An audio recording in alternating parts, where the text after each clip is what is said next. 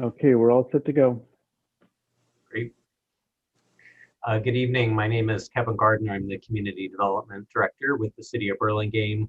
Welcome, planning commissioners and members of the public. This first item is a sort of pre-item for our regular meeting.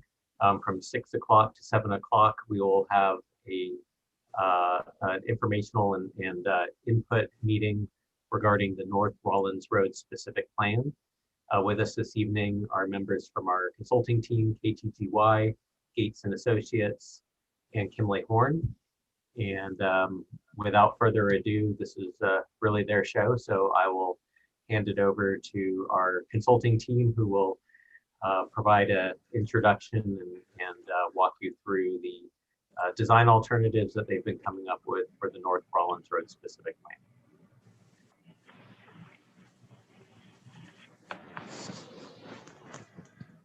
Good evening, everyone. I'm Linda Gates with Gates and Associates, and I get the pleasure of kicking the meeting off tonight. In case you want to go to the first slide. So since we last met with you, we've had an opportunity to take all the input we collected, and we want to share with you sort of the things that we've been doing since we last met, and also some initial concepts we're coming up with, and get your feedback on it. So that's sort of the purpose of the meeting tonight. Next slide. So as I said, we're going to go through a summary of the things we've done to date, the project principles that came out of the outreach, and then go through the sort of a menu of concept alternatives. So it's like not like A or B, but it's different things in different places that we can merge together, and then sort of review the next steps where we go from here. Next slide. So since we last met with you, we had a community meeting, and then we went back to the CAC and had, after we worked through sort of some principles, had a meeting with the CAC, our second meeting, a meeting with the TAC, the Technical Advisory Committee, our second meeting, and now we're here again tonight with you in a study session. So this process where we sort of, every round we go back in and solicit input is the process we're using throughout the project.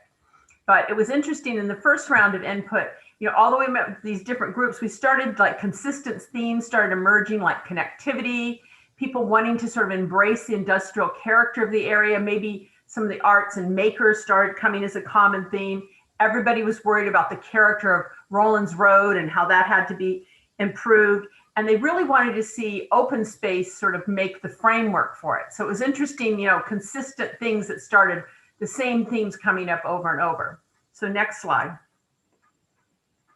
So we are on schedule. We're actually not at the Technical Advisory Committee tonight. We're at the Planning Commission, which is sort of in between. We'll be having a follow-up community workshop on February 24th.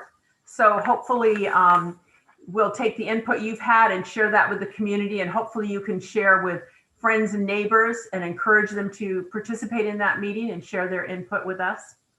But we're on schedule still to have the master plan complete this year. Next slide. So I'm going to turn it over to Cindy at KTGY to share some of the project principles that come out of our outreach efforts. Great. Thank you, Linda. Great to see you all, Chair Say and commissioners, the ones I can see on my screen. We're excited to come back. All the input we've received from the first round of outreach, as Linda has mentioned, from the CAC, DAC, and your input from the last workshop and the community helped to create these 8 project principles you see on the screen. The first one is to create a new mixed-use neighborhood that retains and blends the existing uses with new uses and development. So there really was this idea that we don't want to just get rid of the old and put in new things. It has to be incremental and respect what's currently there. The next principle is nurture community connection via a framework of open space that provides a rich variety of recreational experiences. As Linda mentioned, open space came out a lot, and so we'll be looking at how that creates all these different experiences throughout the North Rollins area.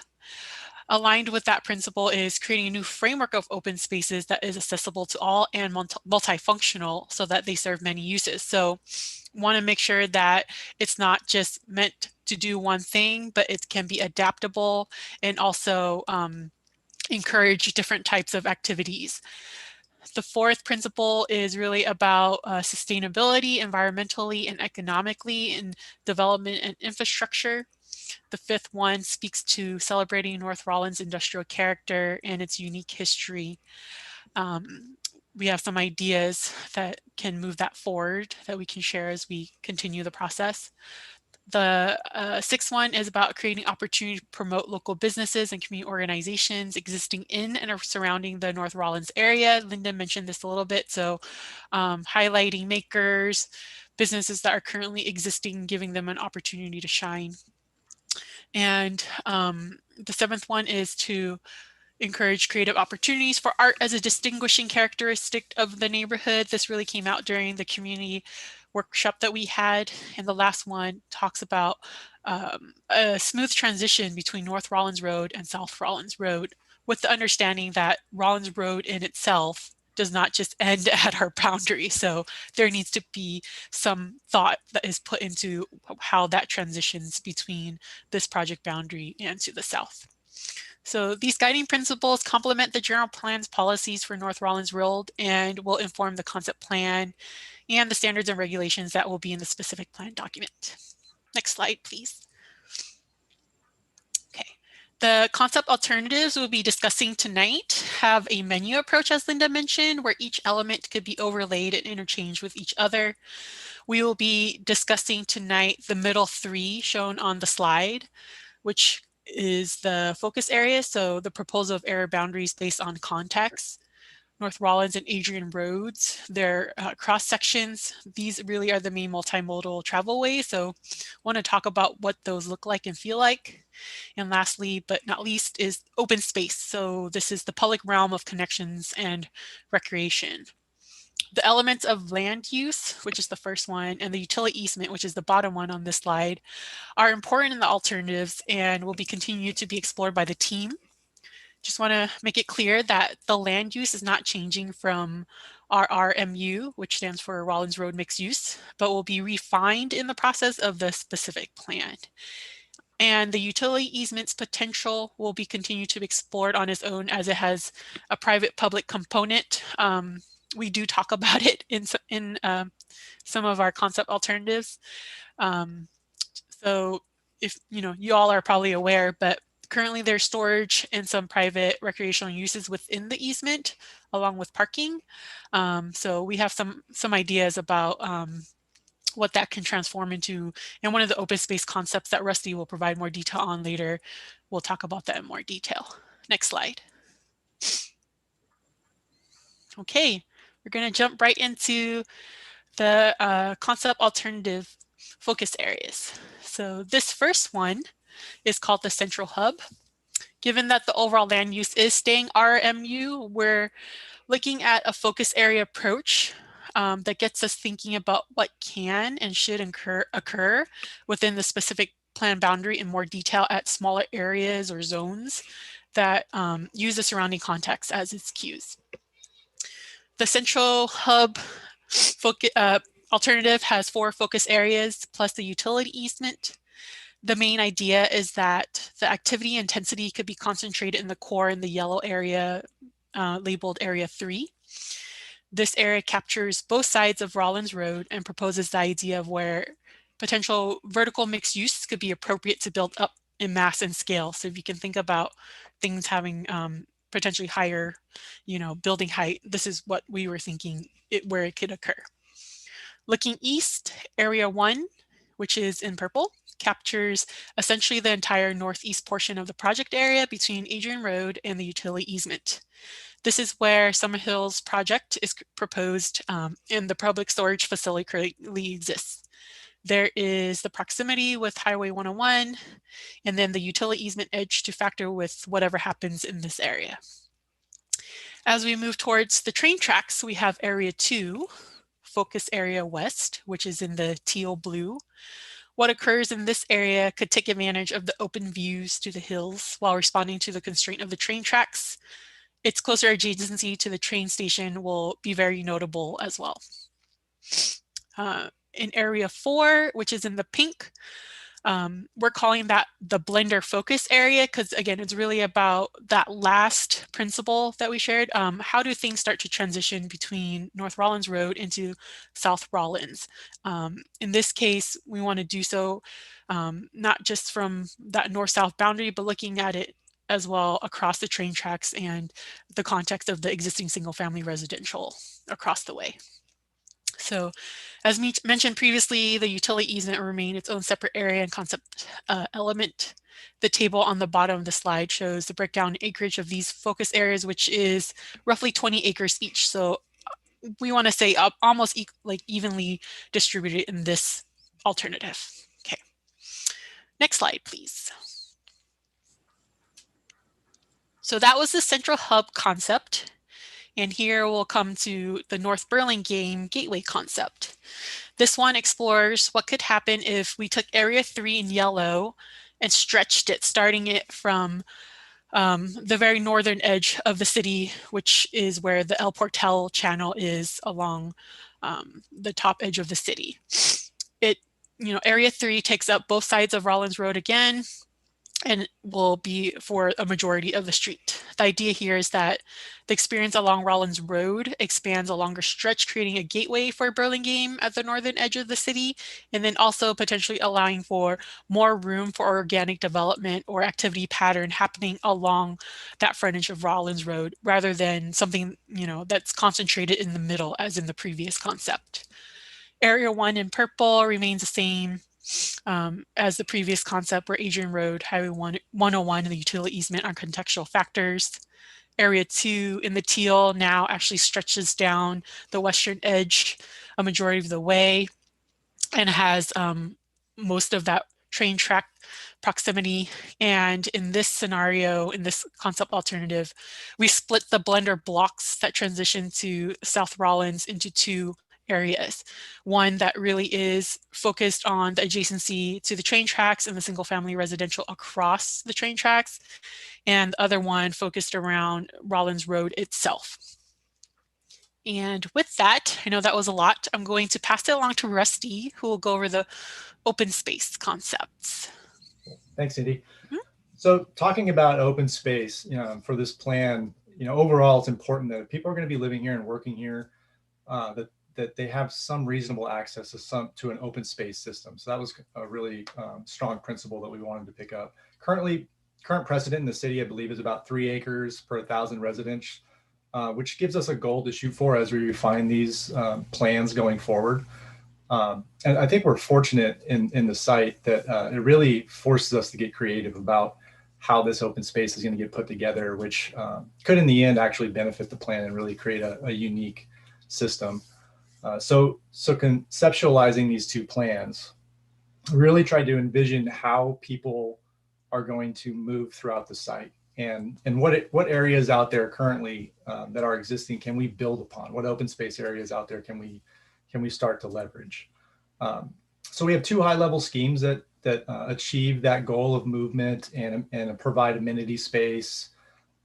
And the elements from each of these plans can also be interchangeable with one another. So keep that in mind. It's not just a A or a B. They can be mixed and matched. So the first concept that we're looking at is we're calling it the linear park idea, which really puts a lot of focus on the utility easement, turning that area into really a strong green system that pedestrians and residents can really use to move through the site. So this scheme puts less pedestrian emphasis on Rollins Road, the streetscape itself, and it really encourages people to use the edges and these paseos or these smaller green connections that might be connecting east-west to that linear park parcel and the street. And then we'd also have some sort of a gateway element at either end of our district area, kind of signifying that you're entering a new neighborhood and really give it a new feeling. Let's go to the next slide. So this second concept really puts that pedestrian emphasis back on Rollins Road. So it's kind of an inverse. And this is really utilizing that road as the main arterial for people and bikes to travel through the site. This also uses the utility easement just to a lesser degree. But this could allow for more of an organic feel for that easement. So it's just not blocking in green or parking. It allows for more of a mix of uses in there. And in this concept, we kind of picked up on the cluster park concept from the Parks Master Plan, and identified areas that would be about a 5-minute walk from one another. So these circles are about an eighth of a mile, about 5-minute walk. So we were thinking that these areas could be small pocket parks. They could have different amenities. So all of them added up would produce one large open space system or one large open space experience. And like the previous concept, we'd have some sort of gateway at both ends, the same, really branding that boundary that you're entering into this North Rollins neighborhood. So with that, I'll turn it over to Mike Mowry, Kimley Horn, to kind of walk through some of the street sections a little bit. Great, thank you, Esty. So tonight, I briefly want to touch on some concept alternatives that we have for both Rollins Road as well as Adrian Road within the project area, as well as maybe extending slightly past the project area. As we've heard feedback throughout the other meetings, we really heard a desire to see a mixed use design along Rollins Road as kind of the spine for the overall project. And so that really informed the concepts as we looked at these. What you're seeing on your screen, and it might be a little small on your screen, but I can summarize. Alternative one is really looking for a shared use path facility that is on the left side of Rollins Road, so on the west side. And I'm going to skip to alternative 4 to talk about that as well, which also has kind of a bias towards the west side.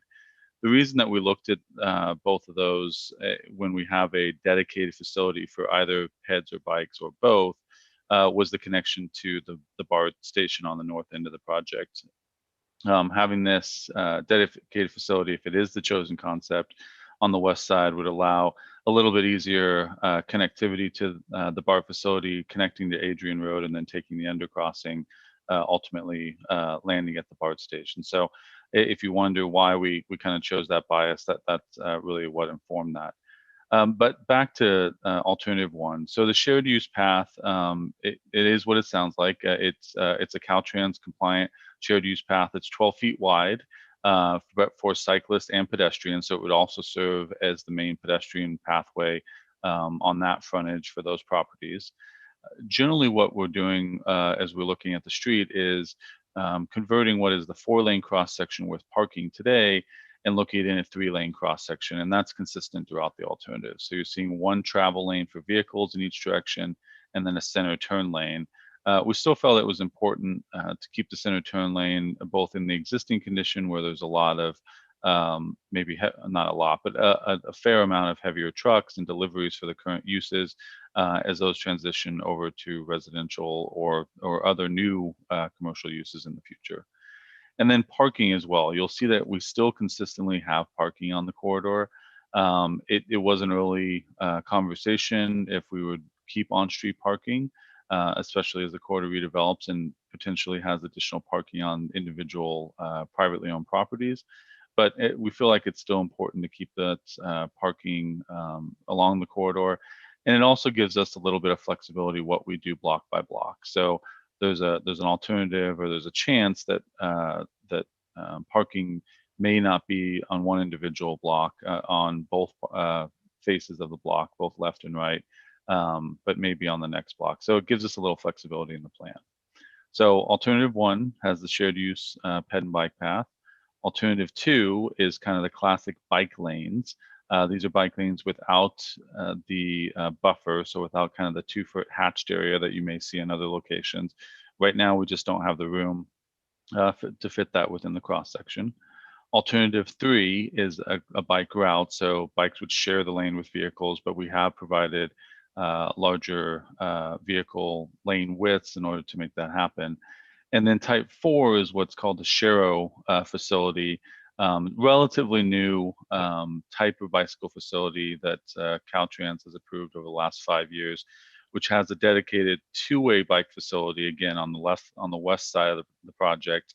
Then would have a vertical buffer between that and the parking lane. So in this diagram, it's probably hard to see, but it's 3 feet separating the bikes and the parking. So door swings from the cars and so on would be within that 3 feet area, really unencumbering the bikes to travel along the corridor.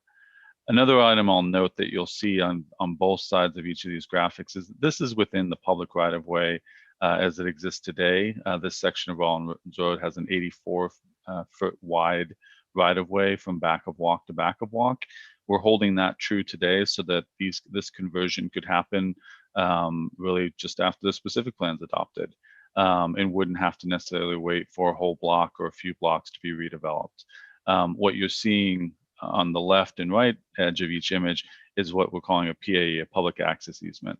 So the individual properties as part of the specific plan could also be requested to add additional width to these walking areas, because some of them are at 6-foot width, and we've gotten some early feedback that property owners and residents may like to see slightly wider sidewalks.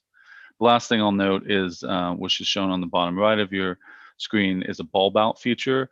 The other nice feature of keeping the parking is that at individual intersections, we can stop that parking area short of the intersection, bulb out on each side of the street, and shorten that crossing for pedestrians and add crosswalks.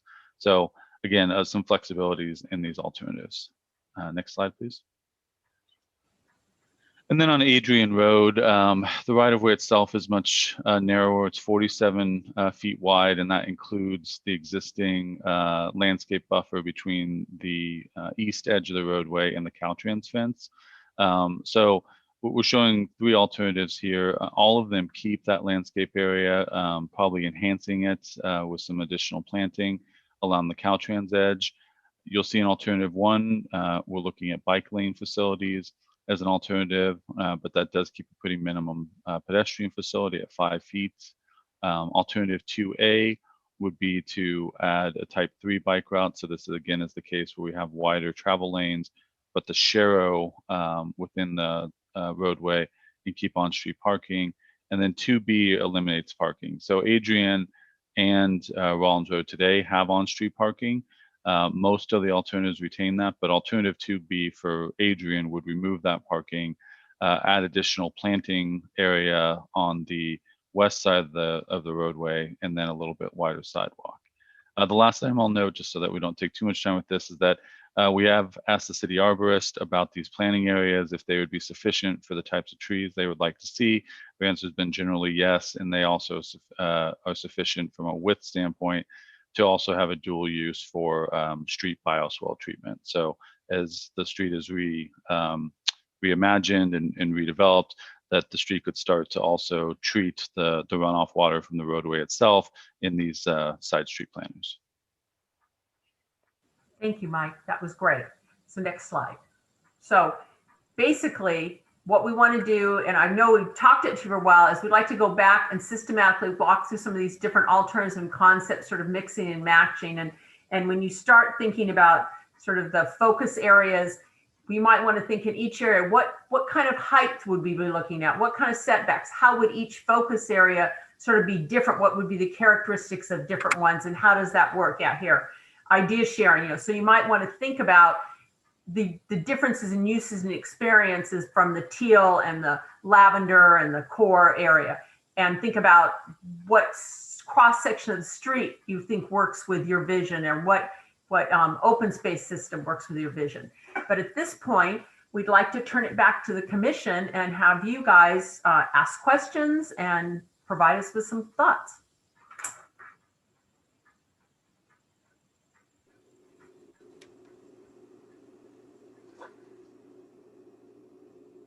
See a few hands up. Linda, do you want to? Sure. Okay. All right. So I'm not seeing the hands. Casey? Oh. Okay. Why is mine not having hands come up? I got chats.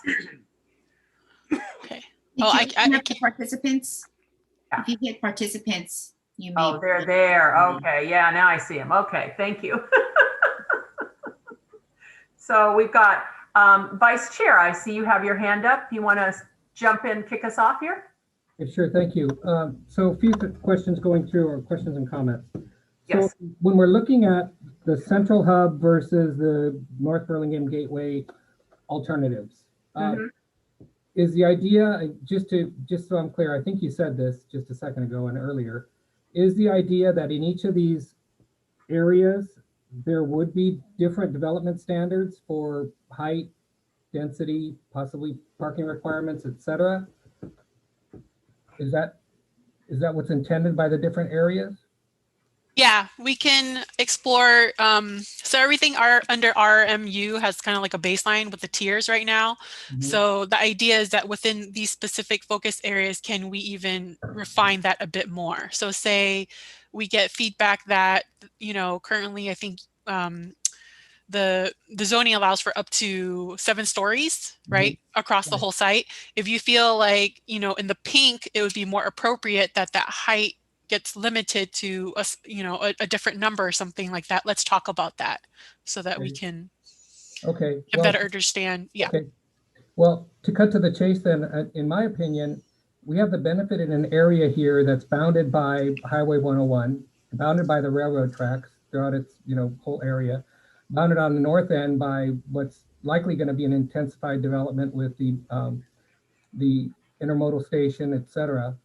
And so, we've already allowed by right with the interim development standards, we've allowed by right, with the tier 3 development, the possibility, like you just said, Cindy, for going to the 7 stories and a maximum intensity. We've had a number of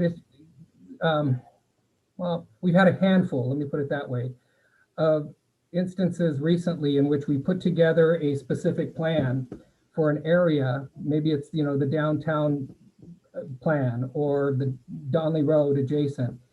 And then we come across a property owner with a property that's right on the edge of what's allowed on a property that's right on the other side of that line that we've drawn. And we end up having to rethink or reconsider the possibility because we have a property owner who's energetic and wants to do something, and something that we probably want to encourage, and then we have to backtrack and rethink. I think we have an opportunity here. I don't know if we need to draw these bright lines, I guess, for me. I'm excited about the Rollins Road mixed use area for what we put in place, going back to the general plan, et cetera. With what we've already got, I'd be more interested rather than breaking down a district into smaller districts or areas. I'd be more interested in developing, form standards that say anywhere in this area, even if somebody wants to do a tier 3 development and get up to 7 stories, if it's got the right form, if it's got the right architecture and the right development details, it can work anywhere within this zone. Because I think that's what creates for the possibility for the property owners to see the potential in what they have. Because I'd hate to see that we draw this line and then somebody, like I said, right across the other side suddenly says, well, I can't do 7 stories because you drew the line here, or whatever it is. So, that's my first reaction. The other is, I like the idea of Rollins Road being the connector. I mean, it's called the North Rollins Road District, and it has that sort of identity that we've started to try to develop and encourage. So switching then to the park concepts, I like the idea of the park cluster concept better than the linear. And I know we're not picking, I know we're not saying, this or that, but I like the idea of the clusters because what I'm seeing there is I'm seeing the continued emphasis on Rollins Road as that main street. The comment that was made that with the linear park in the easement area, it's sort of less pedestrian emphasis on Rollins Road. I'd rather go the other way and make more emphasis on Rollins Road. And because what I was excited about before when we were talking about Rollins Road was giving it a road diet, making it pedestrian friendly, making it bike friendly. I like what Mike was showing us in terms of the possibilities for the cross sections there. So moving on to some comments on the cross section alternatives. Mike, was I correct in understanding that you said that existing right now is basically 4 lanes with parking on either side, if I recall correctly? Is that right? That is correct. Okay, so we're talking about changing down to 3 lanes and then using that additional area to spread out in some other way. So one question that I have is there anything preventing us, for example, in alternative 1, 3, well, 1, 2, and 3, less so with alternative 4 because of the bike lane that relies on it. But is there anything preventing us in the parking area from creating peninsulas or bulb outs to extend out the tree row? In other words, you know, if we break up that parking with some peninsulas that come out, we can really sort of neck down the overall width of Rollins Road visually with a larger canopy of trees. So whether it's bringing the trees out, you know, a little bit further into the street, or even just a second row of trees like you see in Lodi and some other areas, just to sort of break down that width and create, you know, a visual slowdown along Rollins Road. So, I mean, you don't have to answer that now, but. Yeah. Well, I can offer. Thank you for your question, Vice Chair. Certainly, as I said, whether it be consistently along the length of Rollins Road or block by block, the parking area could not be included on either block face, and that area be a larger planted area. So what you're seeing generally is between 5 and 7 feet wide of planting would pick up another 7 feet on either side of the road if you disallowed parking in a specific block face. Yeah, and I don't know if it needs to be in large sections. You know, you've got the bulb outs at the corners, and if every now and then at some interval you had some peninsulas that came out and that sort of helped define that parking and just interrupted that parking a little bit. It may not be block by block, but just in certain areas, again, to just sort of visually break down Rollins Road and create a larger tree canopy.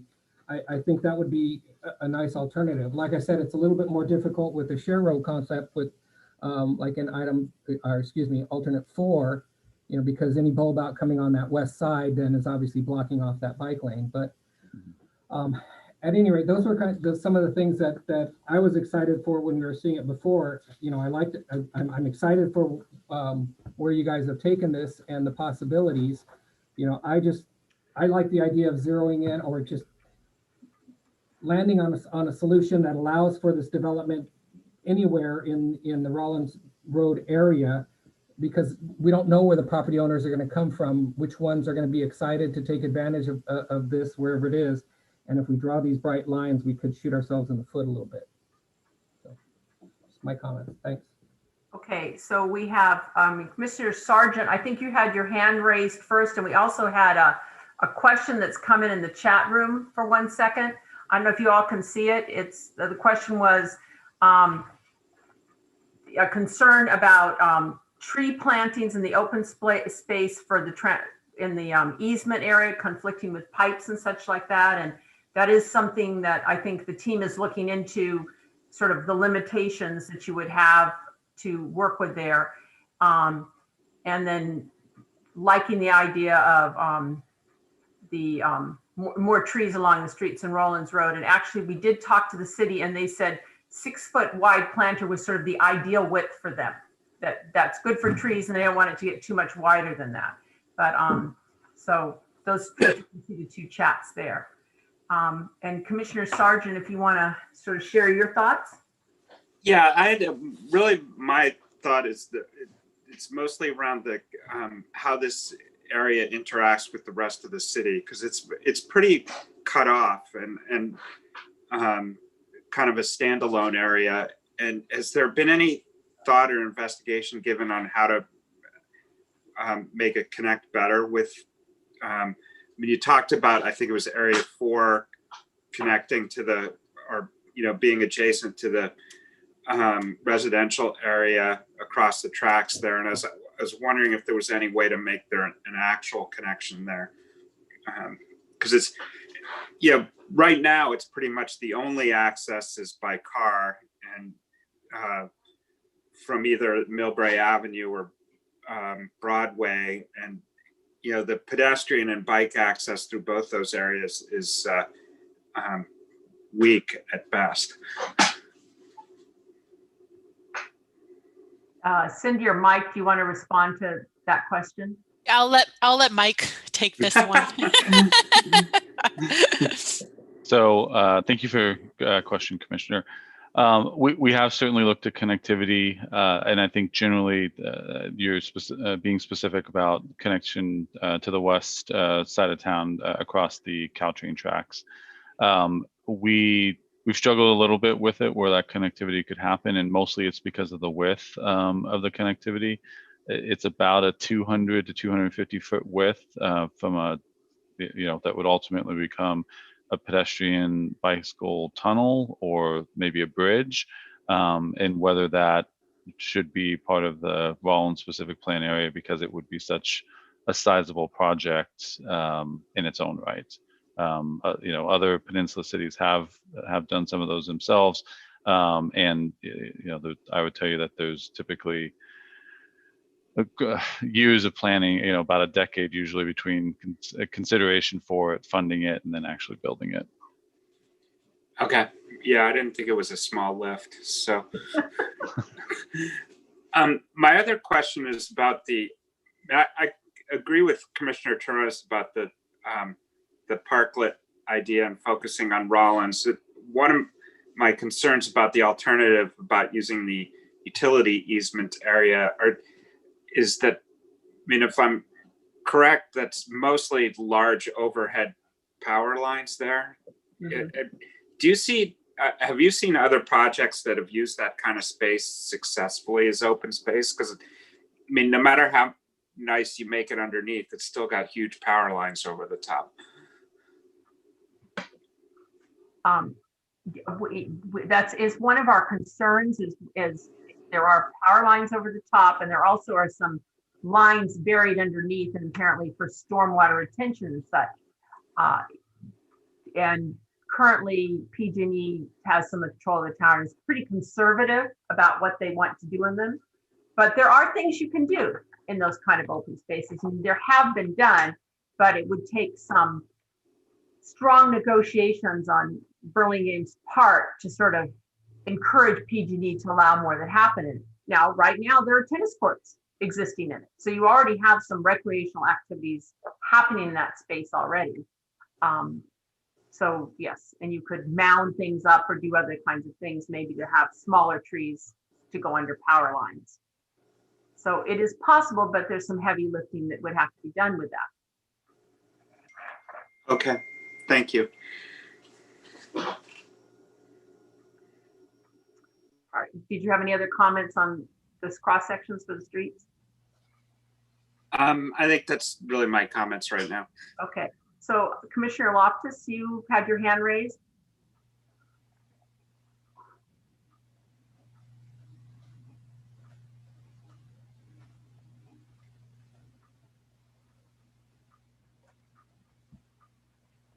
Commissioner Loftus?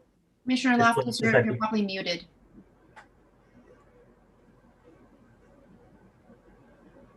Try that again. Does that work? There you go. Okay. That's good. I thanked you first for letting me eat while I listened.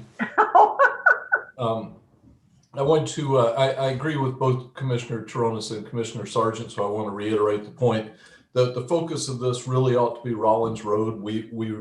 The measure of success for this project is going to be, does it work? Does it function properly? And what's the experience? And to siphon off activity and energy from Rollins Road to some other potential, connector, I think is the wrong thing to do, especially one with in a high risk situation like this, meaning will anyone want to spend any time underneath power lines, sort of thing, right? So anything we can do to keep the focus on Rollins, I think is the right thing to do. I also like the cluster parks with the interconnections that I think probably facilitate interaction between different parts of the overall site. I think that it makes a whole lot of sense that those two things, focusing on Rollins Road and these spots that you might travel that connect the various areas, and you might travel back and forth. On the cross section, I don't know which one, I have to look it up. The one that had where the bike was wider and both bicycles traveled in the same lane, bike 4, the bikeway. All 4, I think. Those. There's a bunch of those in Mountain View and I found them to be pretty successful, actually. So that's my preference. Nobody's making any comments on Adrian. Any preferences over there? Well, I think part of the problem is we've only got 30 minutes to get as much done as we Okay, all possibly right. can, right? It was a All right. long presentation, and you know, you're asking us to design the city in 30 minutes and on this part of the city, and that's 35 minutes. 35. okay. 35 minutes. You're right. We have plenty of time. Okay, Commissioner Smith, you have your hand up. Yeah, I wanted to also kind of chime in on what Commissioner Toronis and the others. I think that the tree parklet and moving the trees actually closer to the middle, and bumping out into that parking area and actually freeing up more sidewalk space or freeing up the ability to do sidewalk biking in a larger fashion on either side. So I'd like to see the trees maybe closer together so that it's not even a huge 5-lane, still kind of, between the parking and the 3 lanes of traffic. That's still a long ways between the 2 sides, and they're pretty disconnected still. So I think there's an opportunity to bring that scale in by bringing the trees further in, and then opening more of that space. I agree with the focus on Rollins Road and not necessarily the easement per se, but I guess maybe one of my questions is, I noticed that there's a heavily used parking lot area there in the middle. So I'm guessing somebody is using it. Also, having been a member of Primetime in years past, yes, I know that the tennis courts are now in part of that area you're talking about. So I'm not sure, about displacing those uses per se. I don't know if we have that opportunity or not, but maybe. But what I was kind of interested in hearing more for this is maybe how we do more programmed activity. I mean, we're kind of hoping that organically businesses are going to be fun to go see, but if we're still really largely industrial in that area, I'm not sure what's going to make me want to go down there. So, if you think about Fort Mason up in the city, they use a lot of their parking area for their Friday night food, their food Off the thing. grid. Yes, thank you. But I mean, some of those things can become quite popular and attractive and then get more people engaged in coming into that area and using it. But I haven't seen anything in our concept yet that's really, that's causing me to want to go. The parks are nice for the people that are going to be there, the residents that are going to be there, but I haven't seen that aha piece yet that's going to make it more central. And I'll speak to your Adrian Street. Being that the connector to Adrian is actually in Millbrae, you're just having a start and stop in Burlingame and it's next to the freeway. I would give no reason to ride a bike over there. So I'm not sure that the added effort of trying to make that different when it's largely the most unknown industrial road we got. So I don't know that that's where I would be as focused as I would be on Rollins and focusing right down the middle. Okay. Thanks. Thank you. So Commissioner Gall, you want to? Yeah, I just have a quick comment and question, and it has to do with the interface between the railroad tracks and this area. I'm a relatively frequent Caltrain rider, and when you're riding the train, the more interesting spots are not the sound walls that you come across or the backs of buildings, but they're when you have more of an open space along the track. And I think it works both ways as well. If the development is made and it sort of turns its back to the railroad tracks, which is an open space, and it has been brought up, potentially somehow to get through, it might be an opportunity to have a bike path down along there, which would, of course, direct you towards the train station, and people might use that. I mean, I'm all for the bike path on Rollins Road. I think that's great, but there might be other areas on this site that could be used as a walking area or a bike path. And I know that the train, everybody, you get a little bit scared of it because of the noise, but it is going to be electrified, and the trains don't run, one right after the other. So there's open space there. It could be planted, maybe. I mean, I don't know. Have you guys given that much thought over there? I think on the open space, Rusty, there is that area underneath the eucalyptus where you thought we could bring a path through pretty easily already. So yeah, there's a spot. Purple line is. And then the track sort of widens out beyond that, like looks like switching or something like that. But for at least that part, and that actually continues down the rest of Rollins. There's a eucalyptus road that felt like it could be developed with some kind of walking path. Right. Yeah, it just seems like the easy solution is, like I say, to build a sound wall and call it good. But I think that we need to kind of open that up a little bit on that side too. Okay. Thank you. And Commissioner Camarato? Hi, how are you? Can you guys hear me okay? Yes, you're great. See, okay. So one of the things I agree with was Commissioner Sargent's note about trying to get some sort of connectivity from Dufferin and Clovelly and Hamilton over to the other side. I've mentioned this before. When we were kids growing up here, we were allowed to cross the train tracks, and we would cross the train tracks, and we all went to prime time, and we would work out and ride our bikes and carry them over the train tracks. So it made that connectivity really nice to be able to go back and forth without having to go to Broadway or Millbrae Ave. The next thing is I like the park clusters. The one thing I would like to see, if possible, and I don't know if you've done this, is to see how big those areas could be. It would be really great if, as our fields are so impacted with kids trying to do pickup games, like lacrosse and soccer and any of those, even if it's just a small field for the little kids, to open up some fields for the little kids to play soccer and even lacrosse. So I don't know if you guys have thought about that, but making those parks a little bit bigger, I thought would be nice. And then as it relates to Adrian Street, I also agree with Commissioner Schmid. I'm not quite sure why we have to have a bike path there. And then as for the focus, I agree with my fellow commissioners on the focus on being on Rollins Road.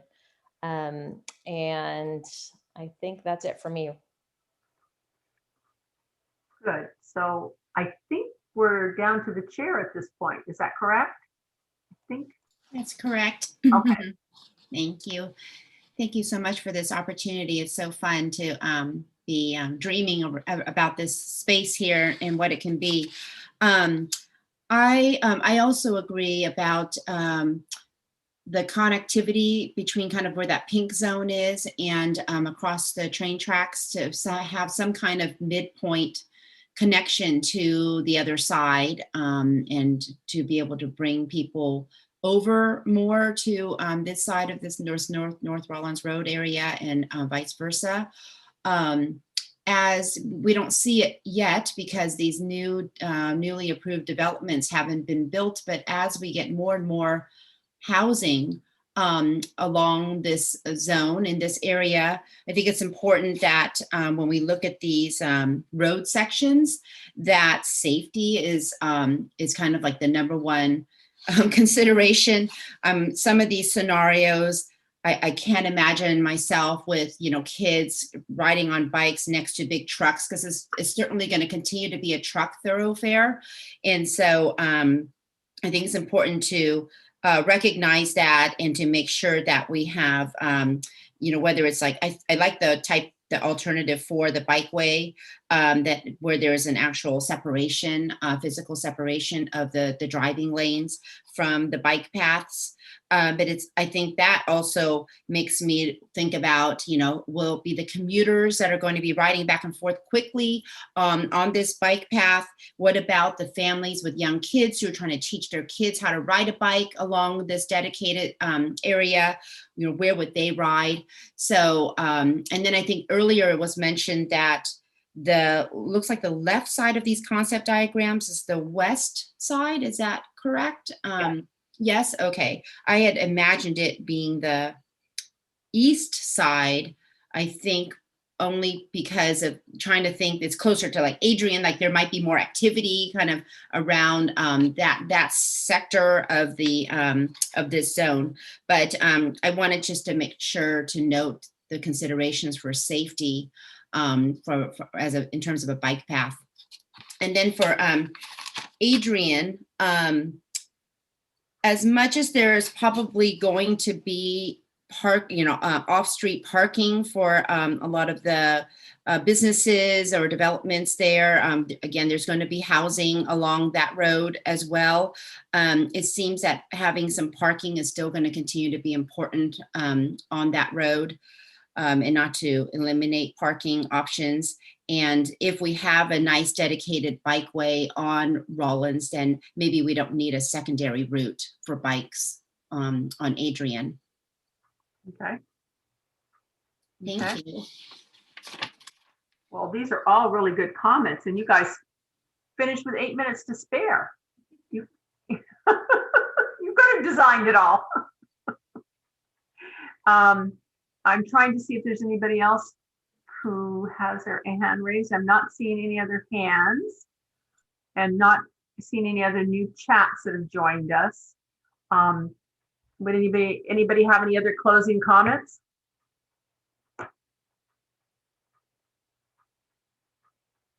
Okay, so I think the team has heard a lot of stuff. This is nice to get some direction in your early thoughts. We'll be taking those back and kind of massaging and refining these and come back to you with some of the recommendations they're making.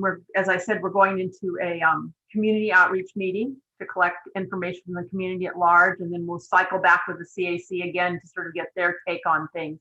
It's nice we're getting different viewpoints on it, so it's pushing and pulling. It's been really good, very good. So if nobody else has anything to say, you guys can all have a bathroom break before you start your next meeting. Yeah, thank you very much. Thank you for your articulate input. We really appreciate your time here. To those who are joining us in the last few minutes, we are going to be starting the regular Planning Commission meeting at 7 o'clock. We've just had a separate session talking about the North Rollins Road area as a study session, and we've just completed that. So if you'll just give us a few minutes, we will get started with our Planning Commission meeting. Thank you. Thank you. Thank Good you. night. Good night. Thank you.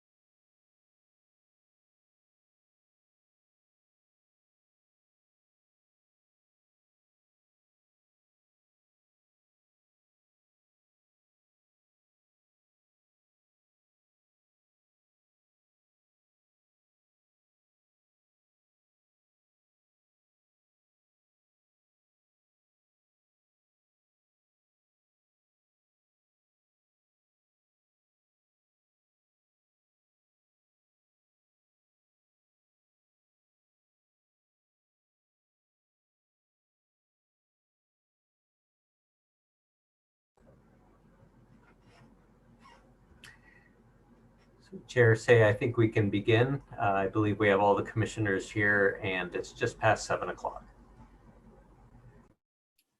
Perfect, thank you. Good evening, everyone. I'd like to call this meeting to order at 7:01 p.m. Welcome to the Monday, February 8th, 2021 City of Burlingame Planning Commission meeting. For all in attendance today, please note that the Planning Commission meetings are now being held using the Zoom webinar format. So you will see on your screen that all the planning commissioners and staff are panelists. Please note that there are several ways to submit comments during this meeting. You may raise your hand in Zoom by clicking on the raise hand button located at the bottom of your screen. Members of the public who are participating in the Zoom meeting via phone can dial *9 to raise your hand. You may also submit your comment using chat in Zoom by clicking on the chat button also located at the bottom of your screen. Staff will then read the comment at the appropriate time. Please be aware that chats will be seen by all the panelists, which include planning commissioners and staff, so they are not anonymous. Lastly, you may send your comments by email to publiccomment@burlingame.org. Staff will be monitoring emails throughout the course of the meeting, and they will be read at the appropriate time. The length of the emailed comment should be commensurate with the 3 minutes customarily allowed for verbal comments. If you are an applicant or applicant's representative, I will ask you to raise your hand when your agenda item is up for discussion so that we may be prepared for you to be able to speak when it's time. This meeting is being streamed live on YouTube and will be uploaded to the city's website after the meeting. Currently, there are 24 attendees at tonight's meeting. I'm going to agenda item number 2, roll call. The record should note that all 7 members of our commissioners are present this evening. Note that we do not have any absences in that case. Moving on to agenda item number 3, approval of minutes. We do not have any minutes to approve this evening. So I will move on to agenda item number 4, approval of agenda. We do have item 8B, 1509 El Camino Real has been postponed to a future meeting. Are there any other changes to the agenda? No, Madam Chair, no further changes. Thank you. And I have noted Commissioner Loftus is recusing from item 9A, 14 Peninsula Avenue. Are there any other recusals? All right. Moving on to agenda item number 5, public comments, non-agenda. Members of the public may speak about any item not on the agenda. Members of the public wishing to suggest an item for a future Planning Commission meeting agenda may do so during the public comment period. The Ralph Brown Act, which is the state local agency open meeting law, prohibits the Planning Commission from acting on any matter that is not on our agenda. Speakers are limited to 3 minutes each. A timer will sound at the end of the time. And if necessary, I may adjust the time limit due to the light number of anticipated speakers. Please speak clearly into your microphone. Do we have any members of the public who wish to speak on any item that is not on our agenda this evening? You may raise your hand, send a chat, or a quick email. I'm not seeing any emails, and it does not appear there are any chats or raised hands. Okay, thank you. So seeing none, we will move on to the next item. Agenda item number 6, study items. We have tonight agenda item 6A, 715 to 17 and 719 to 721 Linden Avenue. If you are the applicant or applicant's representative, please raise your hand so that we may be prepared for you to speak when it's time. Were any commissioners not able to visit the project site, or do any commissioners wish to note any ex parte communications regarding this project?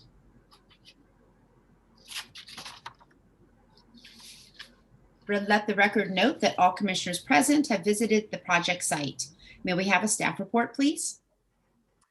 Yes, an application for design review and lot split for construction of a new 2-story duplex on each new lot at 715 to 717 and 719 to 721 Linden Avenue was approved by the Planning Commission on July 10th, 2017. The approved project includes construction of one 2-story duplex building on each newly created lot. Construction is nearing completion and the applicant is requesting approval of a condominium permit for each duplex structure. Upon approval, each of the units could be privately owned. The city's condominium regulations require both private open space and common open space. The common open space is intended to be an area on the property that is designated and available for use by all of the condominium residents. However, the condominium regulations are more representative of larger complexes where there would be many units sharing a common open space such as a courtyard. The condominium regulations also require guest parking, which would be expected with a larger complex. So in this instance, given the configuration of the duplexes, the applicant is requesting variances. One, to allow private open spaces to encroach into the front, side, and rear setbacks. The next, to allow for no common open space. And the third, to allow for no guest parking spaces. There are no changes to the proposed dwellings themselves. The staff report notes that the private open spaces assigned to each unit would greatly exceed the condominium requirements. So the variance request is focused on the substitution of private open space for common open space and the guest parking. The staff report includes a letter from the applicant, and the applicant is available to answer questions, but first I'm available for questions of staff. Thank you. Are there any questions for staff?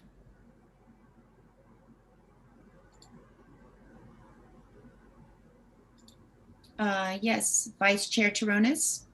Yeah, so just for clarification, Kevin, the required parking that's missing, that the variance is for one guest parking space. Is it one guest parking space for each property, or?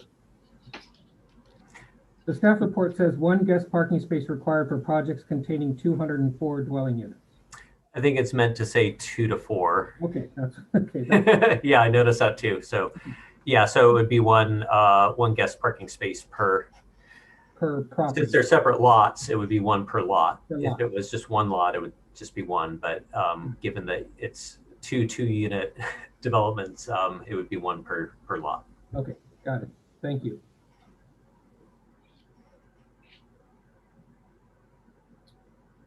All right. If there are no more questions for staff, I'm going to open the public hearing. If we've identified where the applicant is, please come forward and state your name and add anything that you would like regarding your project. Can you hear me? Okay. Yeah, okay. So this is like a little weird. Hey, I haven't seen you guys in a long time. So this isn't like my normal thing because the design was already approved a long time ago and we built it. The owner just wants to switch the classification from duplex to condo. And I'm just going to talk about the variance applications. Basically, and it seems like the rules were written, and rightly so, for large condominium complexes and didn't really take into account like essentially a duplex that actually could be condos. I mean, the property lives like a duplex. It lives like just part of the neighborhood. And so like if you look at the common open space, we'll just start with the private open space. It requires 75 square feet of open space with a 10-foot minimum dimension. So that's kind of funny right there anyway, but we're far exceeding that. And as a common open space, it's 100 square feet per unit, which we're far exceeding that. We have 1,000 square feet. Approximately one of the units has slightly less than that, but the other three have more than 1,000 square feet of private yard. So, I mean, if I was going to buy the place, I'd much rather have my own private yard than a little fenced in 100 square foot thing. And with COVID, who's going to go to a common open space? Nobody's going to go there. But that sort of is basically the hardship is that the zoning code is written for a large complex with a whole different kind of project in mind. And it just doesn't even make any sense whatsoever to apply it to a project like this, which really just lives and breathes like part of the neighborhood. And that the same thing goes for the parking too. There's more that we have 2 spaces for each unit in a garage. And I think the condo requirement, I should check it. It's been a while, but I think that only required 1. But again, it lives just like a regular, there's like lots of properties we have a couple of units on them on the street, and it lives like one of them. And so like, it's kind of funny that as a duplex, everything is fine, but if you change it to a condo, all of a sudden there's not enough parking. Well, actually, if you look at the street parking on Caroline, it's always empty back there.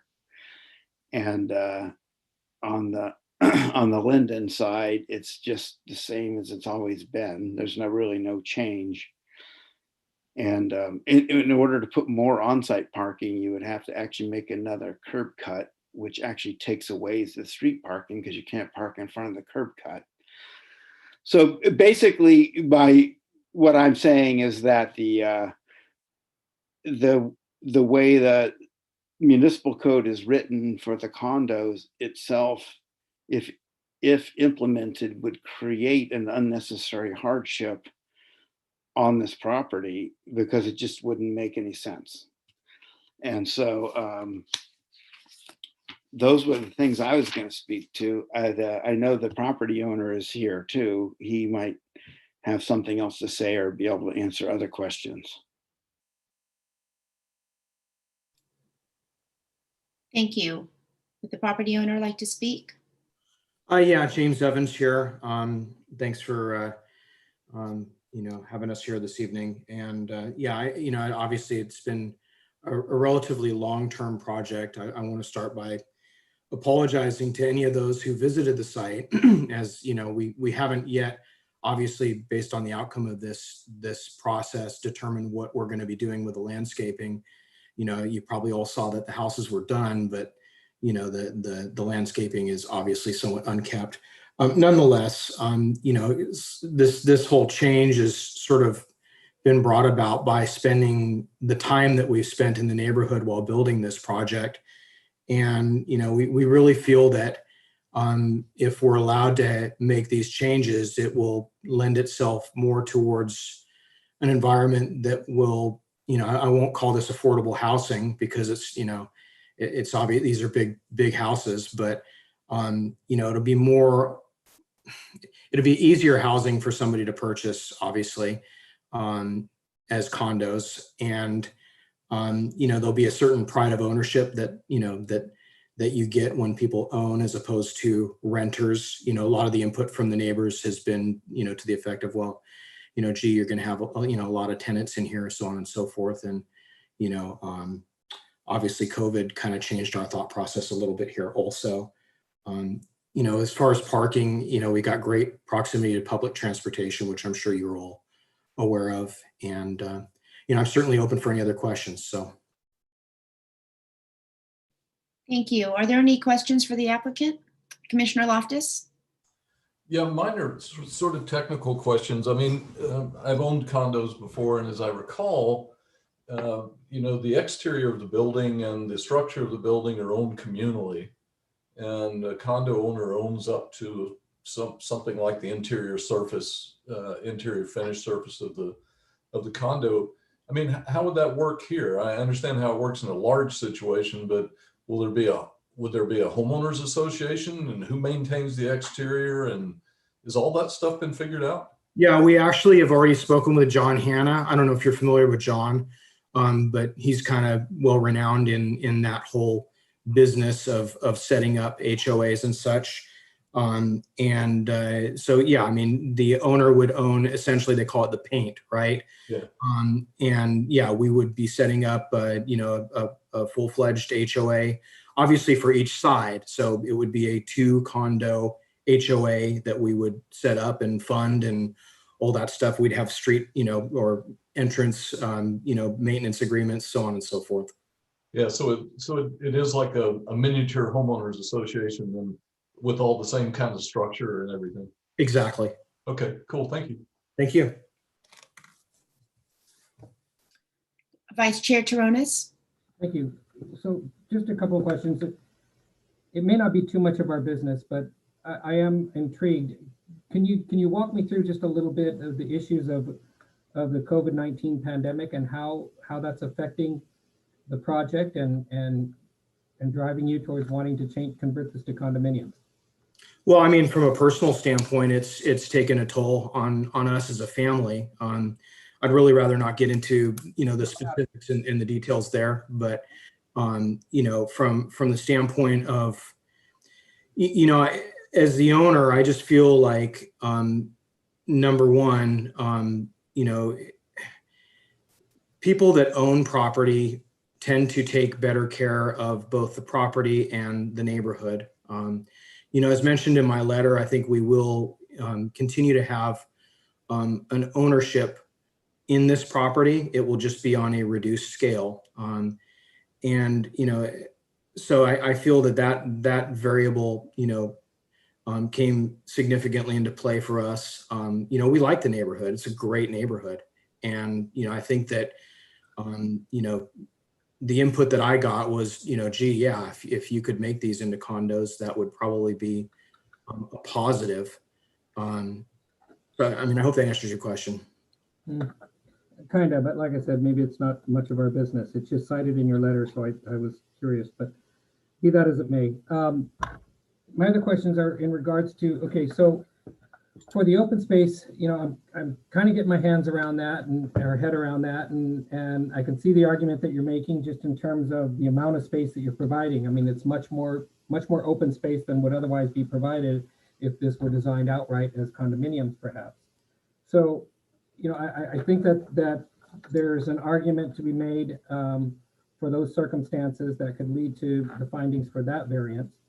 In regards to the parking, you make the argument, which I think might also be a valid argument, that the property has 2 frontages, Linden and Caroline.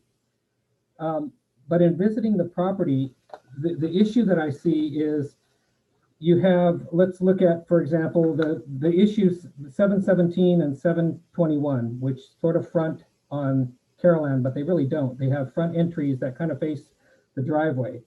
So if I'm a visitor, it's very easy and seems to be very instinctive to park on Linden and walk down the driveway to the entry. My point being is that when you approach these properties from the back on Caroline Avenue, everything about that landscaping and the fencing says that that's a backyard. There's nothing that tells me that if I'm a visitor that it's very welcoming to say I'm going to park there along Caroline and go to visit my friends through that gate. So what can be done to that fencing, to that frontage, to make that more of a front yard that somebody could then come in and then, especially since, like you said, you haven't done the landscaping yet, what could be done to that gate, to that fencing, to the landscaping to make that a welcoming place where visitors would want to park there and go and easily then go through the gate and visit their friends at 717 and 721? I think I'll let Randy answer that question, but I can certainly say that from a standpoint of visual, I agree with you. And, we would obviously want to do something there to address that. And it's a valid concern. So, but Randy, I'll hand that off to you. So yeah, no, you make a good point. And I think if you have friends that visit you a lot, they're going to know that that's where they would want to park because you have a gate right there. They come in and go right to your front door. And there's always parking. I've never seen any car ever parked there in that spot. Yeah, so, but if I'm delivering a pizza and I go. Well, okay, yeah, no, yeah, I get it. But the fact is if it's a duplex, this is just a name, in my mind, it's just a name change. Because if it's a duplex, it's somehow okay. And if it's a condo, it's not. Yeah. Because the fact is that a duplex, the pizza guy's going to pull up on Linden somewhere and walk back there. That's right. You're right. But we're not changing any of that. It's just a name change. But for your friends, yeah. Okay. I think they're going to understand that you park back there. But there could be something done back there with the gate, or, you know, to celebrate something back there a little bit more. Right. I mean, we could make that look more like a real entry. But to me, I drive by that thing every day, and there's never ever anyone parked there. So it's like, once you know where you're going, right, and I it's a agree. no-brainer to park back there. The pizza delivery guy, you're right. Yeah, pizza delivery. I mean, well, okay, forget the pizza delivery, but everybody who's coming before us is talking to us about Amazon, and it just makes it easier if that looks and feels like a front yard that's for that unit. You know, I think that there's some energy that needs to be put into that fencing and that identity along there to encourage that use, and also to make it, if you're talking about pride of ownership, et cetera, to make it feel like a front yard and an area that you want welcoming. That's all. No, I hear you. No, that's a very good point. I got it. Okay. And here's a wild one, is you actually give that a Carolan address. Yeah. And then you're done. You're home free, because they will never go to the other side. Yeah, everybody would go and find it on Carolan. Absolutely. Right. So, okay. So, I mean, that's something that I'd like to see when this comes back for action, is just to try to help us make those findings. Right. Thanks, guys. Commissioner Sargent? Yeah, I had the exact same thoughts as Commissioner Terronez. I found the open space arguments compelling, and I could make the findings for the variance on those two items. That I did have some questions about the parking. One was about the entrance part of it that Commissioner Terronez was referring to, but I was also, when I visited the site, looking at the entrance through Carolan, and I mean, the gate basically opens onto the back deck of one of the properties. So it really doesn't make it available for both condo units. I mean, if the back unit, 715 Linden's mine, I'm not thinking I'm going to love my neighbors to be traipsing through my backyard. So is it your, I guess this is the question time. So is it your idea, Randy, that this would be just for this Carolan parking would be for just the back units, or would it be available for both? Well, I'm not actually sure, except that again, I'll just restate, as a duplex, some of these questions never come up, but if you change it from rental to condo, they come up. But I mean, I think if I was living there, I would think that the Carolan parking would be for the back unit mostly, because unless there's an emergency, nobody can find any place to park, and they know that there's a gate there and they know they can walk through. But I would think that the front unit like lives as part of Linden, just like any other house along the street. I mean, there's no real difference at all, like between parking and driveway. They actually have 2-car garage. So, I mean, they actually have a lot more parking on the Linden frontal side than they would even in a single family house, some of them. And then, well, this is just the way I'm looking at it. Well, I've heard your argument, and I appreciate it, but I think the thing I'm struggling with, and I'd love your help in answering, is that the difference between a duplex and a condo is there's a parking requirement, a guest parking requirement. And, to make to approve the variance, we need to make findings, and that need to go beyond it doesn't make sense.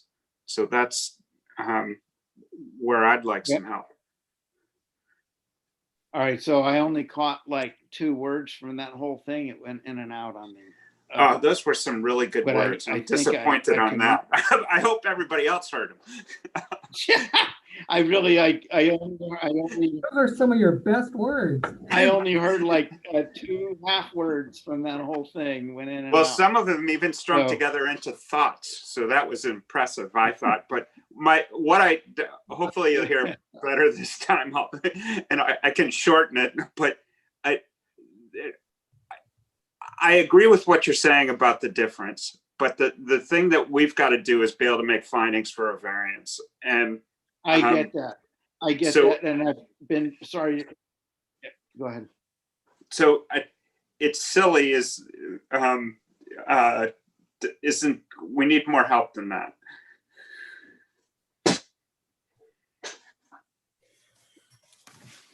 Did you?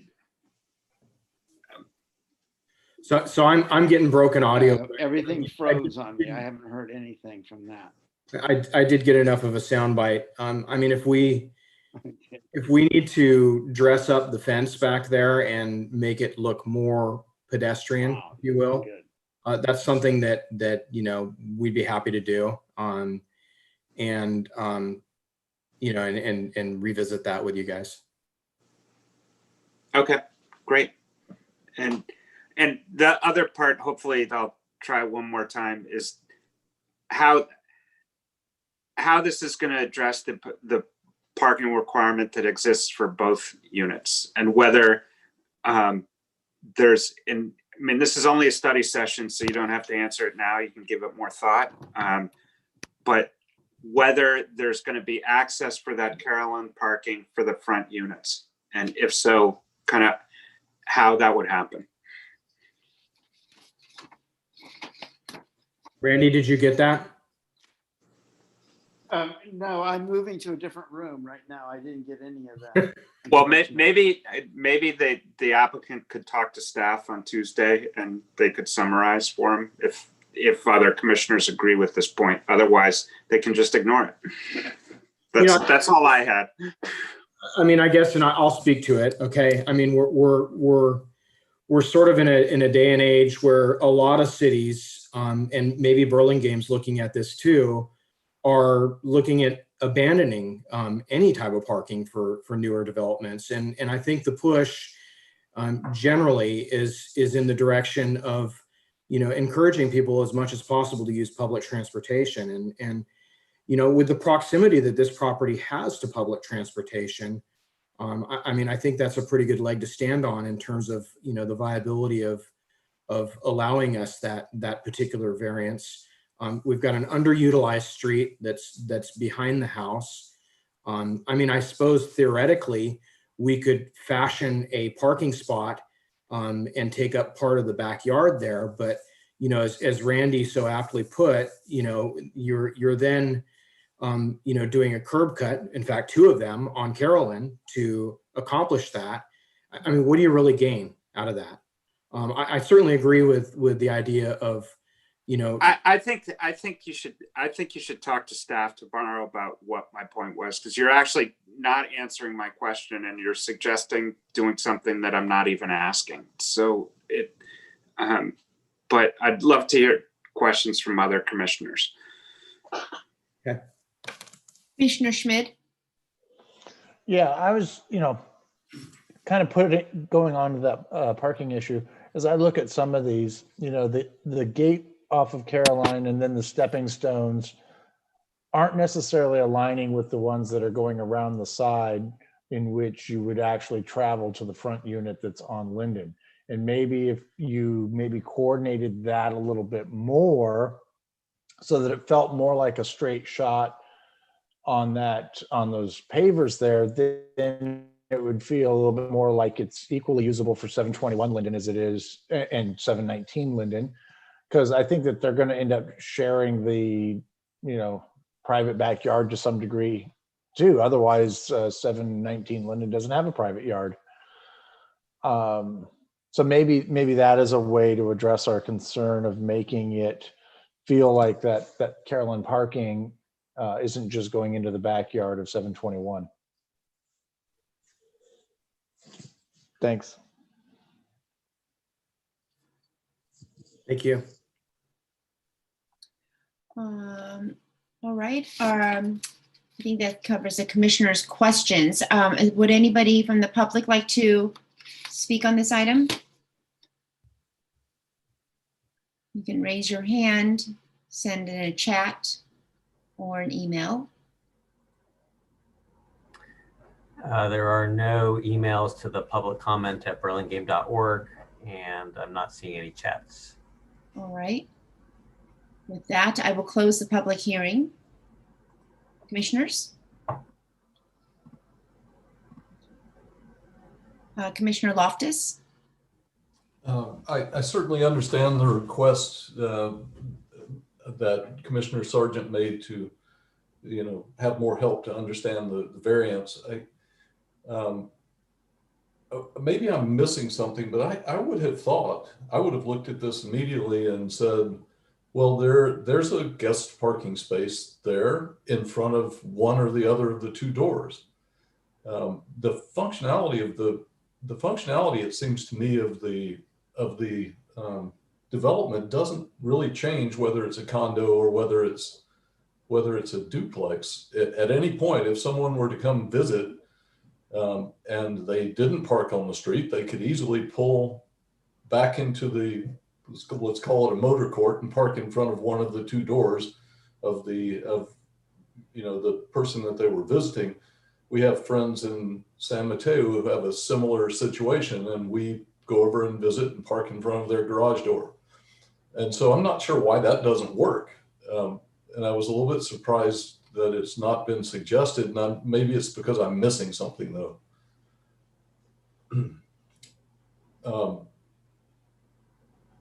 Commissioner Loftus, I think it said in the staff report that the guest parking is in tandem with the garage. Am I missing something there? It cannot be in tandem with the garage? No, it is in tandem with the garage.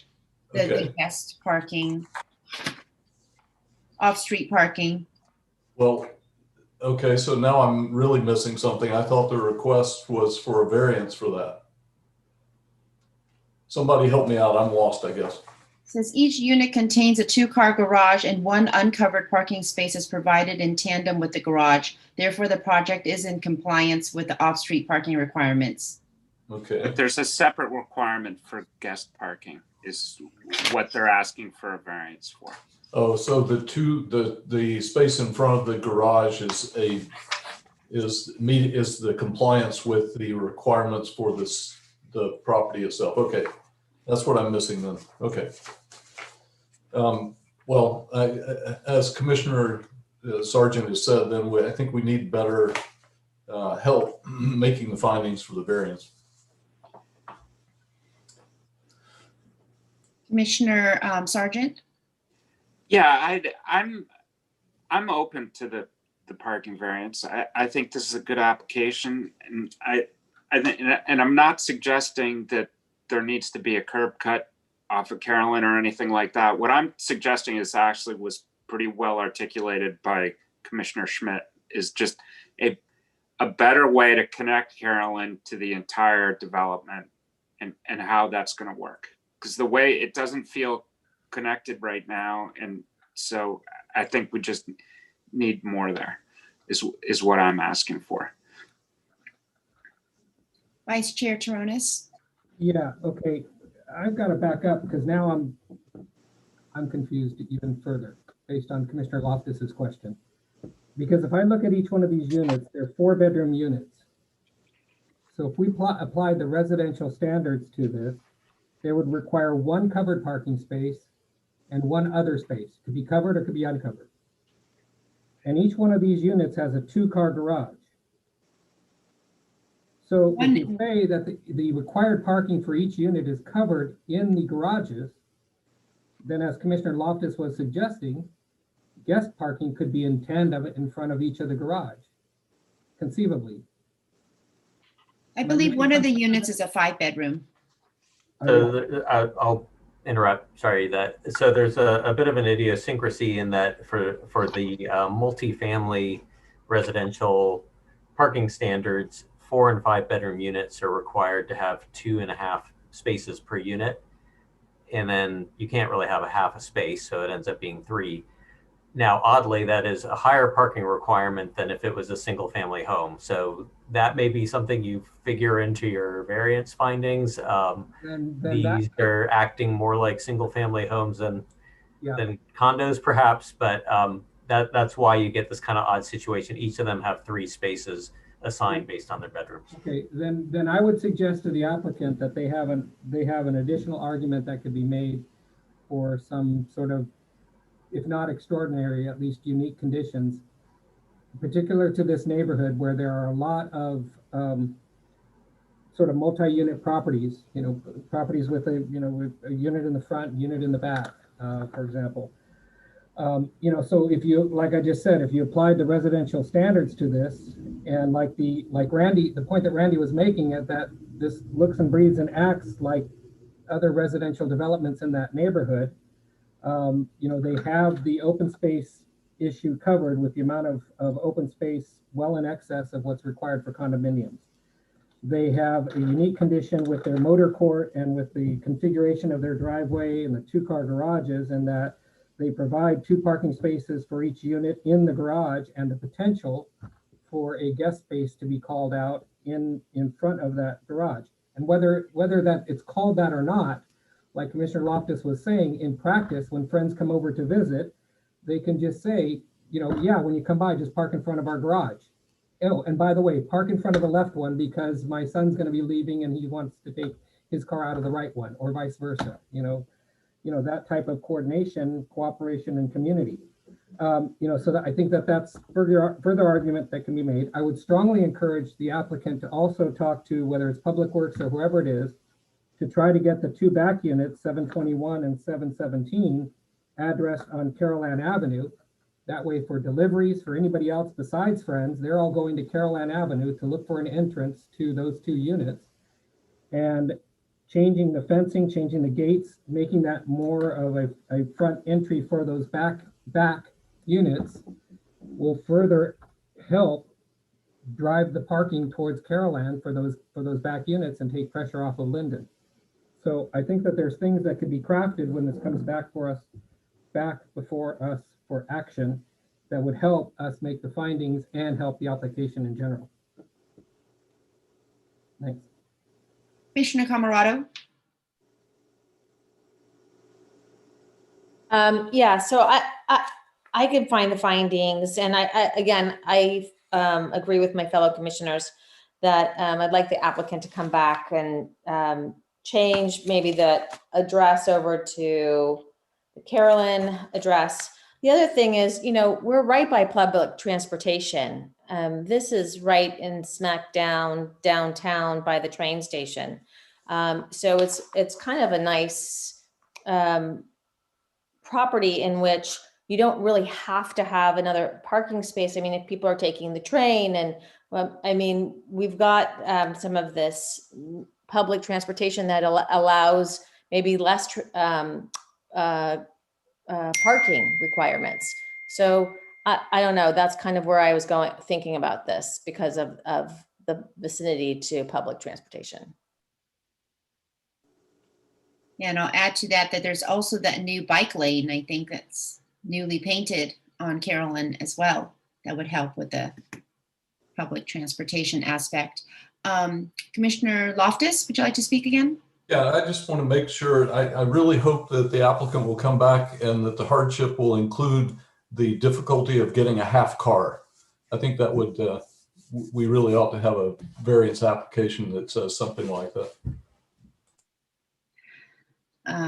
All right, so I'll move that we bring this project back to a regular action. I'll second. Thank you. So we have a motion by Commissioner Say, seconded by Vice Chair Taronis. Is there any discussion on the motion? Can we have a roll call vote, please? Yes, Commissioner Camerado, Aye. Commissioner Gall, Aye. Commissioner Loftus, Aye. Commissioner Sargent, Aye. Commissioner Schmid, Aye. Vice Chair Taronis, Aye. and Chair Say. Aye. So the motion passes 7-0-0-0. Moving on to agenda item 8, regular action items. We have 8A, 1835 Capistrano Way. If you are the applicant or applicant's representative, please raise your hand so that we may find you and be prepared for you to speak when it's your turn. Were any commissioners not able to visit the project site, or do any commissioners wish to note any ex parte communications regarding this project? Madam Chair, I was not present for the study meeting for this item, but I did read through the details of the meeting minutes for that meeting. Thank you. Let the record note that all commissioners present have visited the project site. May we have a staff report, please? Yes, the existing one-story house at 1835 Capistrano Way was heavily damaged by a fire last year, and a demolition permit was issued in May. The applicant proposes to build a new one-story single-family dwelling with an attached garage. The Planning Commission reviewed this application as a design review study item on January 25th of 2021. At that meeting, the commission asked that the applicant clarify the existing and proposed landscaping for the site. The applicant submitted a response letter and photograph and revised plans, date stamped February 2nd, 2021, to address the Planning Commission's question. In summary, the applicant is requesting design review for a new one-story single-family dwelling and attached garage, special permit for an attached garage, and hillside area construction permit for a new one-story single-family dwelling. The applicant is available for questions, but first I'm available for questions of staff. Thank you. Are there any questions for staff? Yes, Commissioner Schmidt. Question on the picture. Is it possible to put it up on, do we have it electronically and can put it on the screen? Because for me, looking at it in the handout, it's just black. If we have it, great. If not, I'll move on.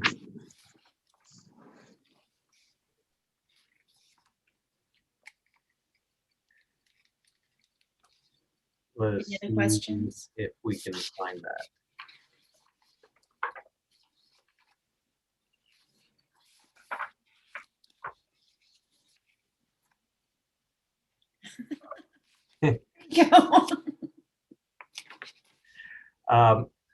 Yeah, it's so keep asking questions. I'll look and see if I can get a better quality to put up there. Are there any other questions? Of staff? No? Okay, I'm going to open the public hearing. Will the applicant please step forward, state your name and anything you would like regarding your project? Hi, commissioners. My name is Sunny Gao. I'm the architect of this project. Yeah, we proposed this one-story, 2,940 square foot modern farmhouse style single-family house with a 2-car garage. After last hearing, we made a couple of changes. As suggested, we made a better landscape plan, but we plan to keep most of the existing landscape, remove all fire damaged trees, and plant some shrubs like lily of the Nile and boxwood in the front yard and backyard. And I think Commissioner Loftus suggested we study better the roof material. So we also changed the roof from metal to asphalt shingles. Yeah, that's the changes we made. Yeah, I'm here to answer any questions. Thank you. Are there any questions for the applicant? I just want to add, so the photo, I see the photo now on the landscape plan sheet L1, there are more photos. We specified each dead tree that will be removed. And you can also see, I don't know if you can show the landscape L1. The backyard is a slope. It's hard to access. So the trees there, we'll keep all the trees there because there's no path.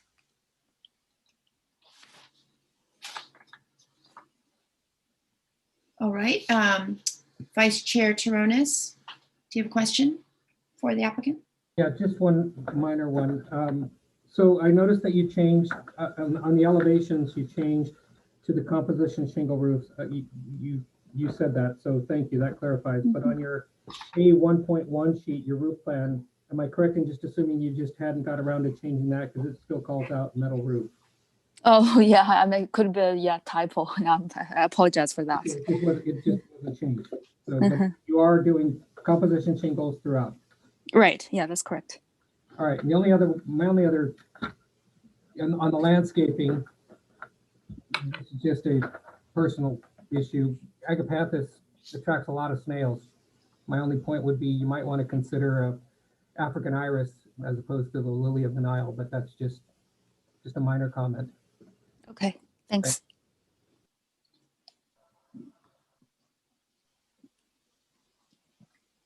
All right. Would any members of the public like to speak on this item?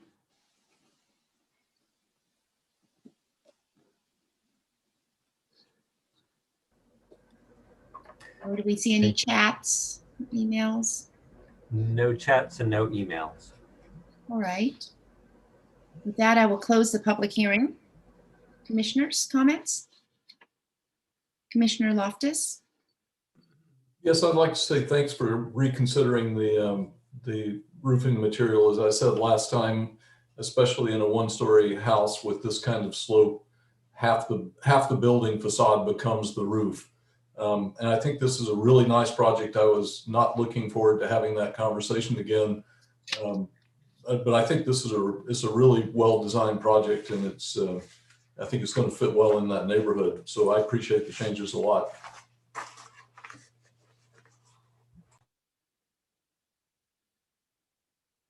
Are there any other comments? I will move with that we approve the project then. Second. So we have a motion by Commissioner Loftus, seconded by, was that Commissioner Sargent? Or? Sure. Okay, sorry, couldn't hear. Any discussion on the motion? May we have a roll call vote, please? Yes, Commissioner Camerado, Aye. Commissioner Gall, Aye. Commissioner Loftus, Aye. Commissioner Sargent, Aye. Commissioner Schmid, Aye. Vice Chair Taronis, Aye. and Chair Say. Aye. So the motion passes 7-0-0-0. An action by the Planning Commission is appealable to the City Council within 10 days of the Planning Commission's action. If the Planning Commission's action has not been appealed or called up for review to the City Council by 5 p.m. on the 10th day, the action becomes final. In order to be effective, appeals must be in writing and must be accompanied by an appeal fee of $1,075, which includes noticing costs. Congratulations. So agenda item 8B 1509 El Camino Real again has been continued to a future meeting. So we will move on to agenda item 8C 1341 Marston Road.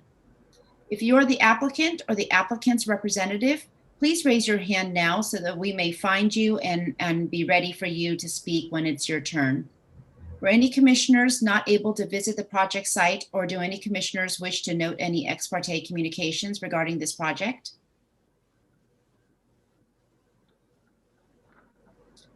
Seeing none, let the record note that all commissioners present have visited the project site. May we have a staff report, please? Yes, the applicant is requesting a conditional use permit and parking variance to operate a youth athletic program at 1341 Marston Road, zoned RR. The existing building consists of 2 tenant spaces or units, and the applicant currently operates an auto repair shop in the adjacent tenant space at 1343 Marston Road. The tenant space at 1341 Marston Road was previously occupied by an auto repair business. The Planning Commission reviewed this application as a study item on September 14th of 2020. The applicant submitted a response letter, date stamped December 21st, 2020, to address the Planning Commission's questions and comments. The applicant has also submitted revised plans, date stamped January 12th, 2021. In summary, the applicant is requesting approval of conditional use permit for commercial recreation youth use, which would be a youth athletic program, and parking variance for number of parking spaces required on site. 7 parking spaces are provided where 10 parking spaces would be required on site based on the intensification of the use from the auto repair to the commercial recreation. The applicant can answer further questions, but first I'm available for questions of staff. Thank you. Are there any questions for staff? Commissioner Gall? Yeah, Kevin, are there overnight or long-term parking restrictions in that area down there that are different than the residential areas of town?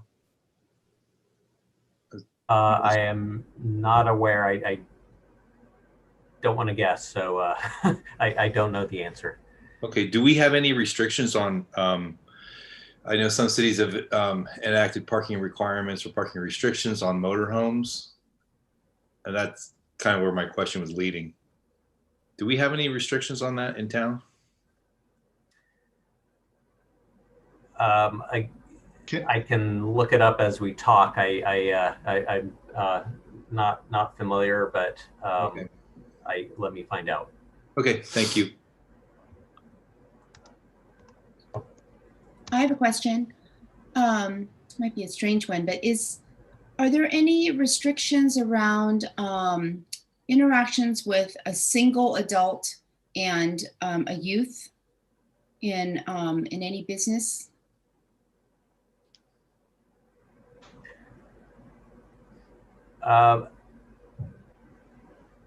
So I think what's my understanding of the proposal here is I can jump in, Director Gardner. Thank you. That helps. I can certainly look into that, but in front of the Planning Commission today, we should assume that whatever activity is taking place here is done pursuant to the proper county or state laws. So we're looking at whether this activity should be allowed, and then the city can definitely make sure that it's being done the way it's supposed to be done pursuant to the law.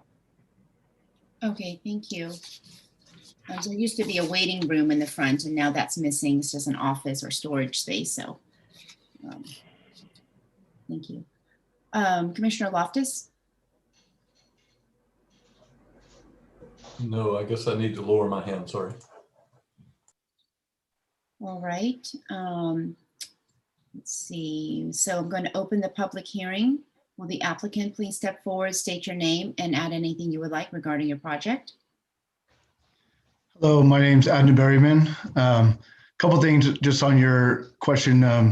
There is no restrictive parking on that street. That was one thing I've been talking to a couple of my neighbors, just on the automotive side, as far as available parking out on the street at times because of the motorhomes that park out there. They do have on Rollins and Carolyn, there are restrictive parkings, which I didn't know if there was something in the works for overnight parking on that street, because it does seem to be a problem at times with recently, like we've had a couple big rigs parked there and I've had to make a couple calls. Luckily, my neighbor down the street is basically connected to the police department, so he kind of gets things moved when need to be. But it does seem like that's the go-to spot for overnight parking a lot of times, which that's one thing I wish the city would be considering to do, is maybe a height restriction on, nothing above 7 feet, which would probably kick out all the campers and any of the big rigs. So that is one thing. I don't know if there's anything in the works. I was told there is, but I have seen it popped up on Adrian Road and all those, but it just seems like hasn't been any movement on Marston yet. So as far as for the I don't know if you guys had it, as far as that was my automotive shop before, as far as that I, sold the equipment out of there to open this side up. So it was, basically is occupied by me on both sides. So just clarification of that.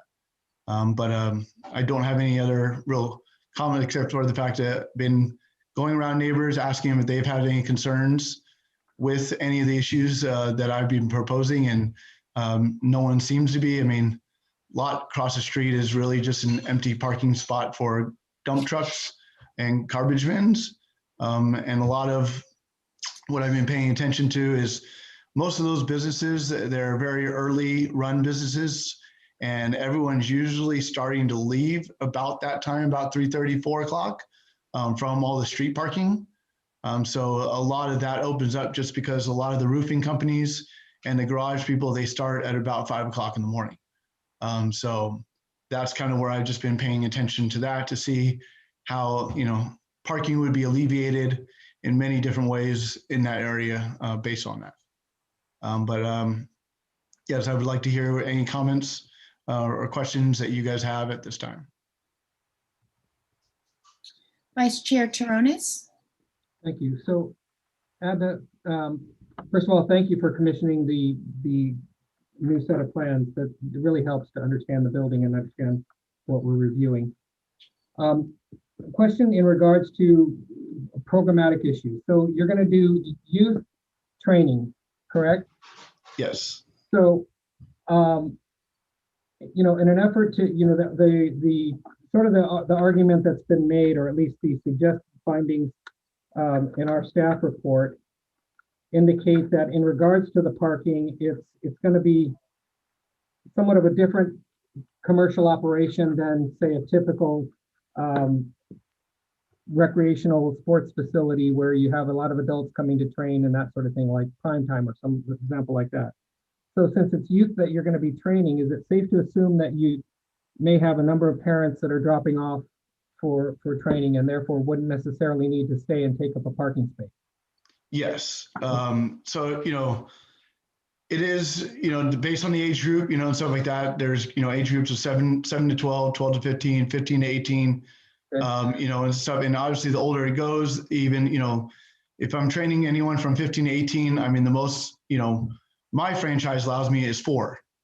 So, and most of those kids would probably drive, right? At that point, so yes, they would require parking, stuff, but for the most part, yes, I'm encouraging people to drop off and not hang around, wait around, because it's more for me to monitor in a lot of sense of, who's on grounds and whatnot at what time, stuff like that. And, it's. So you could probably help, sorry to interrupt, but you could probably help by perhaps scheduling those training sessions with your students that are 15, 16, 17 years old, schedule those for, after hours, or, when more of the businesses nearby are shut down, and maybe some of the other younger ones at the 3 o'clock, 4 o'clock, 5 o'clock hours, something like that, right? Yeah. So, what my plan was yes.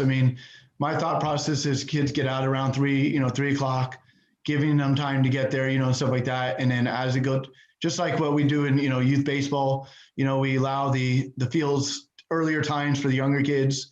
And then as it goes on, kids can basically, come a little bit later as they are older. So that's the thought process. And then don't really have an issue on the weekend, stuff like that, because that's just, midday. So programmatically then, I think what we could encourage, I wouldn't want to make it a condition of approval because it would get hard to monitor. But if you could encourage your parents, if you can encourage your students, et cetera, to not park in the area, or to do what they can to not create parking issues for you and for your neighbors. Go park other areas where there is a more abundance of parking.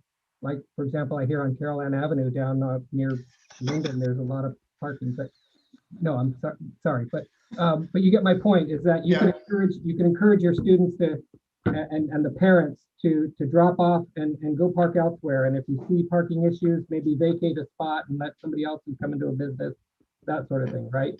Yep. And the I don't know the procedure of this either, but like there's 2 spots in front of my business, stuff like that. What is the procedure of getting those turned to green where you can only be there for 24 minutes, right? Like, and just so that alleviates people. That's kind of also helping my business of people not parking there, stuff like that. But basically having that so people do come drop off, whatever, stuff like that. There's a 24-minute zone that just like you would have for a fast food, restaurant or whatever on a busy avenue, stuff that it allows just for that quick access. And usually people are respectful enough that they don't park there overnight because of that. Well, that's outside of our purview. That's one of the lesser commissions, Okay. as I might say. No, you could talk to staff, you could talk to others in the city about that, but that's not something that we would take up. Okay. But anyway, thank you. Appreciate your answer. Yep. Thank you. Commissioner Loftus? Yeah, I have a question, and I don't know the answer to it, but I have a suspicion. Oftentimes when you change occupancy, it triggers upgrades. And I'm a little bit concerned by the letter that the applicant has provided that says, I don't have any money right now, and I'm not required to bring the space up to ADA compliance. And I don't know that that's true. Change of occupancy can trigger all sorts of upgrades. So it may not be the case that physical alteration is the only thing that triggers an ADA upgrade. And so I would urge that you look at that. I mean, I think we discovered last time that, there was a missing ADA parking space outside, and that's caused some troubles. And my sense is that you may trigger something with the change of occupancy that causes some more trouble. So do you know for sure? You say I'm not required to do so because I'm not making significant changes to the interior space. Are you sure of that? So I kind of, this was one thing that I was told. And then when I talked to Ricardo, and stuff like that on times that, basically any project that is under $100,000 worth of interior changes or exterior changes or anything like that, you're required as a, I guess in that sense, a hardship, or, you would be looking into is saying 20% of it, you would be needed to be upgraded in basically ADA compliancy. So for example, if you had $10,000 in project cost, you would at least need to put $2,000 towards being compliant.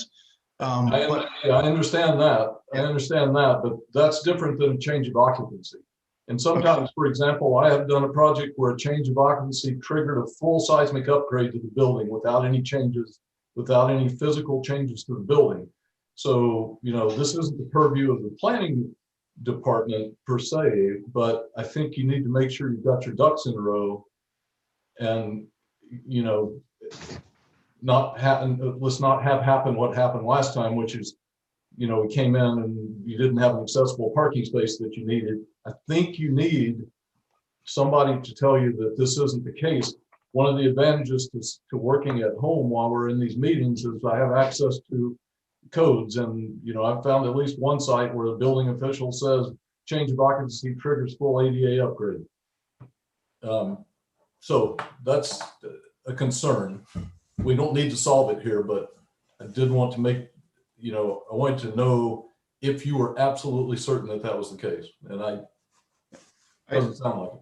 No, I mean, I absolutely 100% know if basically things turn around in the business and I can invest in a property I don't really own, I can definitely try to accommodate that and make that work. Thank you. Commissioner Schmidt? Yeah, I want to thank you for putting together the plans. It was a lot more helpful in understanding everything. And if I'm not mistaken, as I looked in your variance application, you were saying 4 to 8 kids at a time. Is 8 kids your maximum under your agreement, your franchise agreement? Yeah, so from ages 7 to 12 is 8, from 12 to 15 is 6, and from 15 to 18 is 4. So their thing is, it's quality of attention, right? Right. And so that's kind of where, I can go onto a football field, and stuff, and do a team organization where it's not individually and, run 50 kids out on a football field. But inside of a facility, yes, that's what and I appreciate that. I just, because you'd mentioned the, 4 teenagers, I mean, that in of itself, your business is going to curtail how many people are actually coming to the business at a time and how many people are actually going to need parking. So I feel good with having that information. But and then just on Commissioner Loftus's point, it's not that we're going to here solve your ADA problems, but don't be surprised when you get a visit. Because there's attorneys out there looking for money. I know. That's why, like you said, if I can get going, I mean, this is obviously not going to be a, booming business right away. But, yes, when I get, funds, revenue coming through, and stuff like that, I have to protect myself in every manner, and I'll probably consider doing that at that time.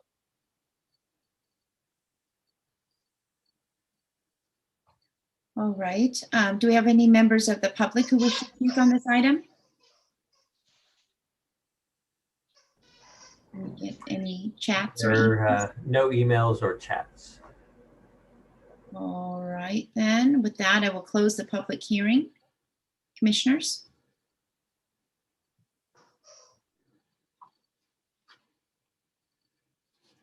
Commissioner Schmidt?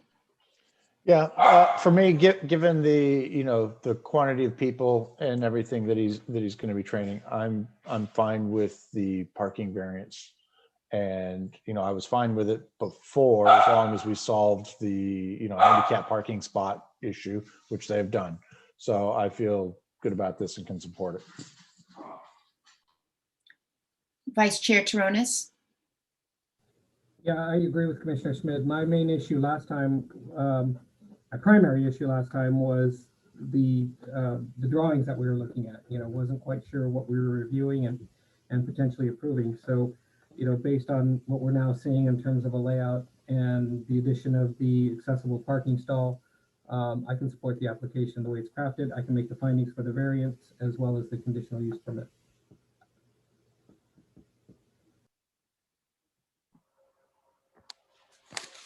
Would you like to make a motion to that effect? Okay, I'll make a motion to approve the project with the application for the conditional use permit and the parking variance based on the suggested findings in the staff report. I'll second that motion. So we have a motion by Vice Chair Toronis, seconded by myself, Commissioner Say. Is there any discussion on the motion? Commissioner Loftus? Yeah, thinking out loud here, I'm curious. This doesn't go to building department because there's no proposed changes, right? They will need building permits, and there are some building division comments included at the back of the staff report that become conditions as well. Okay. So the particular accessibility questions don't have to be answered right now. They would need to be answered at some point in the future, but the commission doesn't need to address that right now. But I just wanted to make sure we weren't the last gate, because I was going to have some angst about that.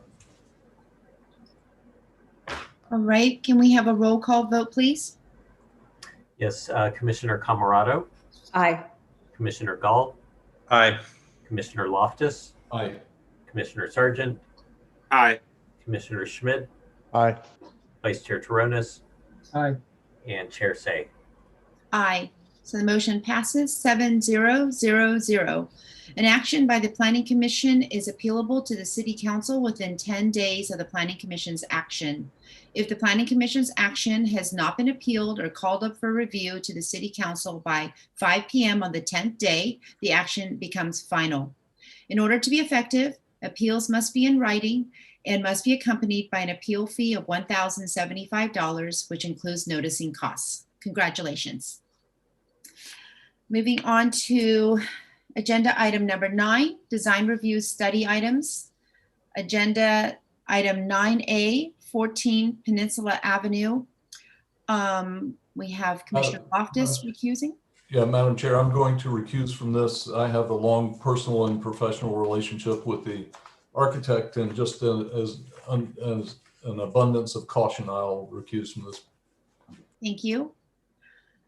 If you are the applicant or the applicant's representative, please raise your hand so we can be prepared to have you speak at the appropriate time. Were any commissioners not able to visit the project site, or do any commissioners wish to note any ex parte communications regarding this project? Let the record note that all commissioners present have visited the project site. May we have a staff report, please? Yes, the applicant proposes to replace the existing single-story house and detached garage at 14 Peninsula Avenue with a new 2-story single-family dwelling with a detached carport. The applicant proposes to remove a protected size eucalyptus tree at the rear right side of the yard. The applicant has included the approved protected tree removal permit on sheet A0.23 of the plans. Based on the replacement trees for the protected tree removal combined with the proposed floor area for the project, 5 landscape trees are required for the site.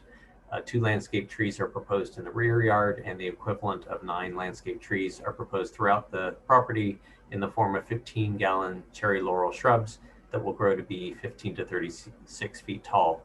The city arborist is currently reviewing this proposal for code compliance. The existing rear fence does not follow the property line and is not scheduled to be replaced. The proposed front yard fence does meet the code height maximum of 5 feet from grade. In summary, the applicant is requesting design review for a new 2-story single-family dwelling and detached garage. The applicant is available for questions, but first I'm available for questions of staff. Thank you. Are there any questions for staff? Commissioner Sargent? Yeah, I had a question for staff regarding the front fence. You said that complied with the requirements. Is that something that staff's verified, or is that just based on applicant submittals? Because it actually looked too high to me. I believe that has been verified by staff. So it may just be right at the 5 feet, but I'm assuming that the statement in the staff report reflects that it's been verified by staff. Okay, because I think it needs to be re-verified. I didn't take my tape measure out there, but I did count the number of 6-inch boards, and it definitely was more than 10. So.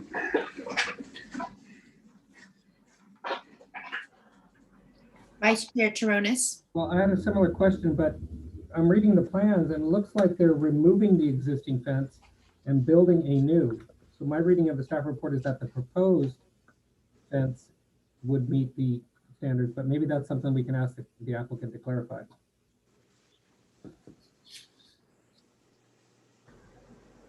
Yeah, that may be correct.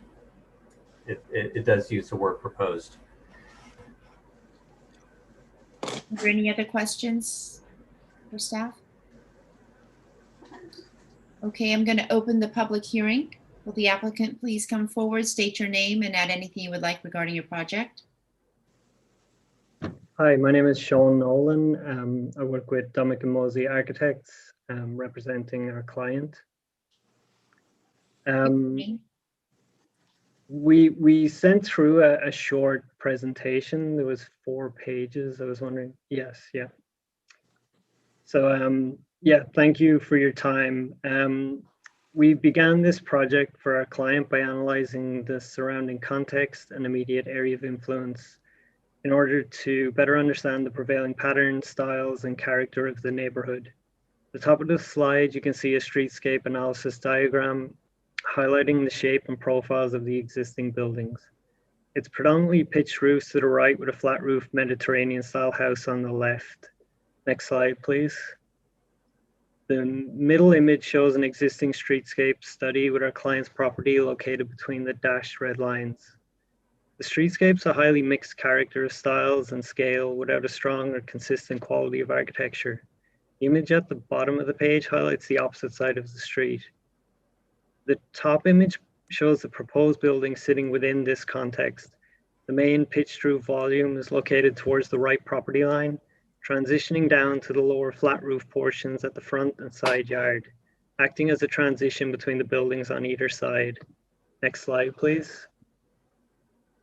In this proposed street elevation collage, you can start to see how the overall scale and mass of the building breaks down with the subtle steps in the geometry and changes in materiality. A palette of wood siding and stucco was chosen in keeping with the surrounding context, and then developed with minimal detailing and appropriately proportioned window openings and substantial landscaping.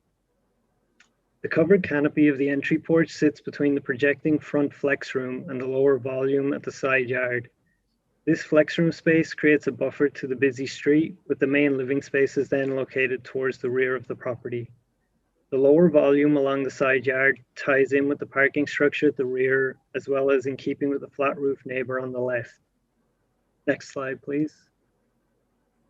The front elevation shows the shape and articulation of the overall building volume, as well as the scale and proportion of the window openings.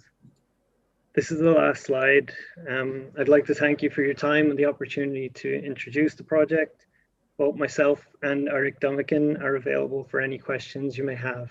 Oh, and sorry, just one thing. The front fence is proposed to be replaced at the 5-foot height. The existing is taller. Thank you, and thank you for that clarification. Are there any questions for the applicant? Commissioner Schmidt? Yes, thank you. Can you tell me a little bit about the wood siding on the front and rear and the transition that it makes to the roof? You know, all I'm seeing really is cut off wood siding. So I'm curious as to how you plan to finish those edges and or protect the wood and all that. Yeah, so we're looking at a kind of a cleaner, crisp kind of contemporary detailing. So with the gutter concealed in behind, we then just kind of have a minimal flashing running along the top. So just creating a kind of clean edge. So you're thinking just flat flashing at the top?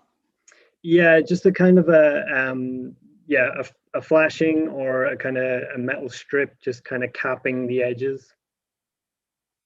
And so then what are you putting behind? You know, it'd be one thing if this was acting as a rain screen and you were letting the water go down and through and out the bottom, but it seems to me this is a traditional siding applied to ply and building paper, etc., which is just gonna, I think that that's just gonna leak.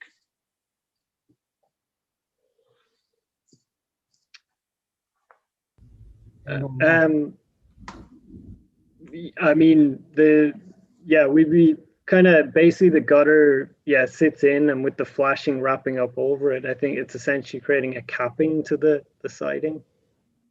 Right, but when you do most parapets or even most of these flats, you're taking that flashing down 2-3 inches and then pulling it out away from the building to get a drip. You're not, if you're indeed going to go, with a real clean look up there, which I can appreciate, I'm just not seeing the flashing detail up there just yet.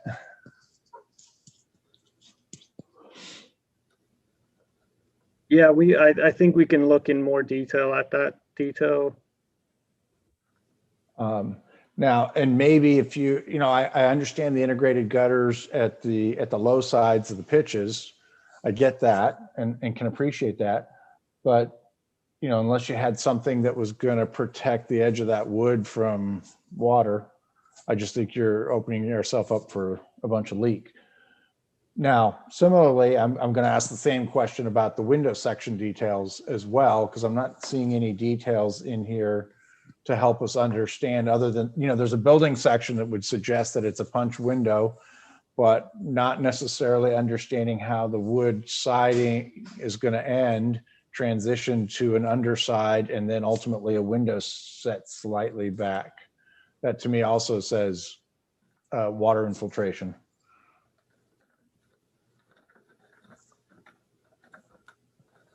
And it's maybe not to say that you need to solve it tonight, but it would be something before coming back to the next. I would suggest having a bit more details in those areas to help us understand how those transitions are going to work.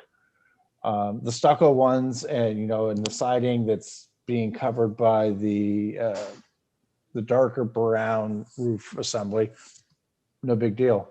But this, the wood siding on the ends here and the windows, it's, a lot of exposed material that isn't traditionally exposed that way.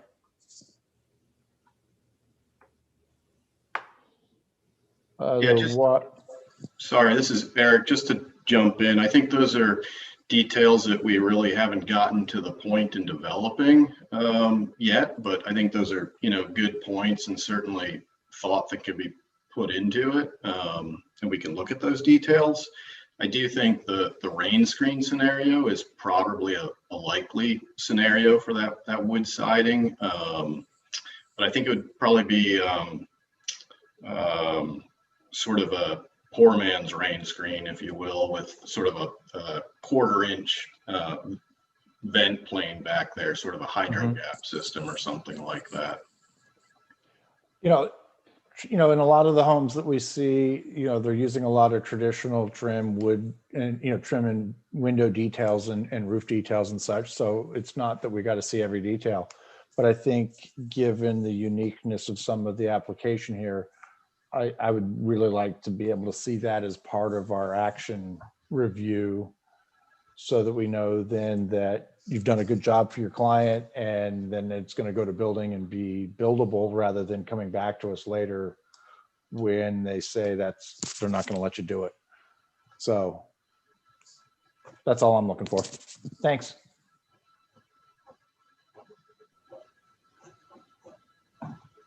Commissioner Sargent.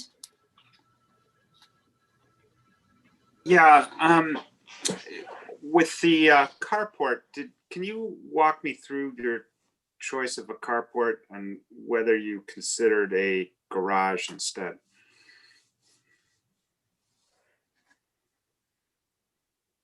For the carport, we wanted it to be a more open space back there, and for the ability with the 2-car requirement, discussing with our client, we felt having it more open allowed for when there's one car not parked there, it kind of creates a shelter space as well in the backyard. And it made the rear yard feel more open. Okay, but this is a 4-bedroom house, right? That's correct. Yep. So there's only a requirement for 1 covered parking spot. So you don't actually need a 2-car garage or 2 covered parking spots if you want to maximize your backyard space.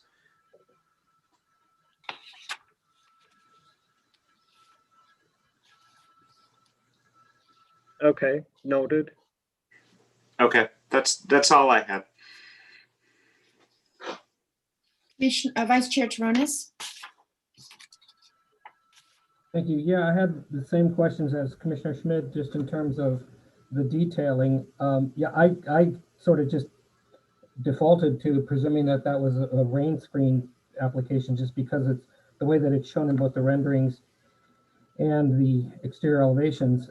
The reason that, furthermore, from my standpoint, the reason it's important, like Commissioner Schmidt was saying, is not that we need to see construction details, but we need to know the character of what we're potentially approving. So if this is going to have trims introduced in order to then, stop that wood siding or contain that wood siding and or flashing, some coping or cap flashing at the top of that wood, I think that's important because it changes the character, the sort of the cleanliness of the lines that you're showing in both the renderings and the elevations. But my questions though are in regards to the floor plans and the side elevations. The house is sort of very inward looking and kind of lifeless on the side elevations. Was it particularly intentional to not have openings in, like on the ground floor, anywhere in the living room, in the kitchen, along that whole side wall of the house on that side? I think on the living kitchen, the opposite side, yeah, it was really we really wanted to focus the view from the kitchen, living, dining to the rear yard. With the setback on that side and just the landscaping, it was kind of more like a side access way. So yes, we could look at creating openings along there. I mean, I think that there's some great opportunity for getting some light, even if it's on the sides of your media wall in the living room. Some small slot windows, I think, could make this elevation really start to sing.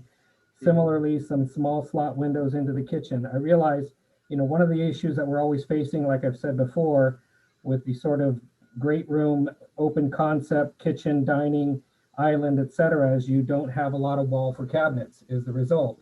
And therefore it puts a lot of pressure on not having windows on that exterior wall of the kitchen because you want to maximize your cabinets, because you don't have a typical U-shaped kitchen or something where you can get a lot of cabinets. But in this case, you know, we're left with a really large blank wall along that side.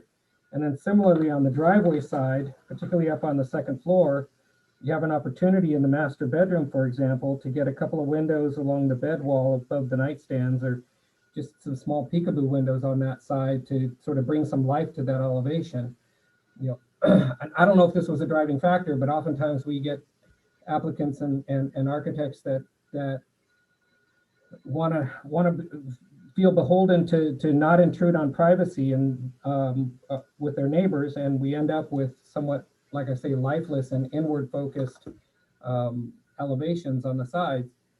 And then it just means that we're not only asked to consider a contemporary design in a neighborhood like this, which I think can fit if it still feels and looks residential, but it loses some of that look and feel of residential because it becomes then lifeless with these flat exterior walls that don't have a lot of detail in. So anyway, just some of my questions. I know a lot of that was more comment than question. Sorry, commissioners.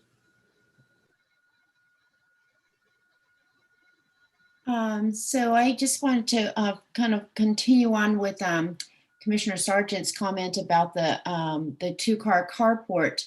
So I can appreciate the open plan and the modernist detailing with this home.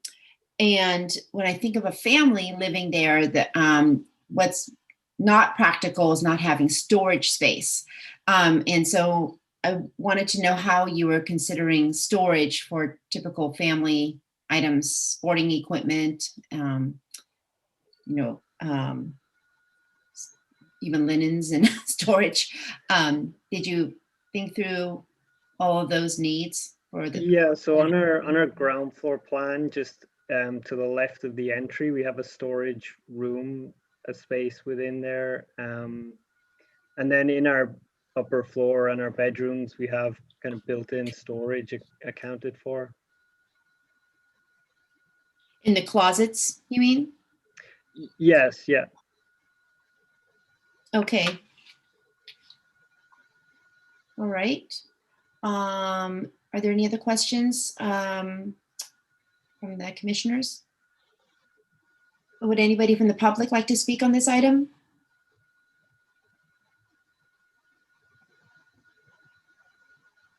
Are there any chats or emails? Not seeing any emails or chats. All right. With that, I will close the public hearing. Commissioners, comments?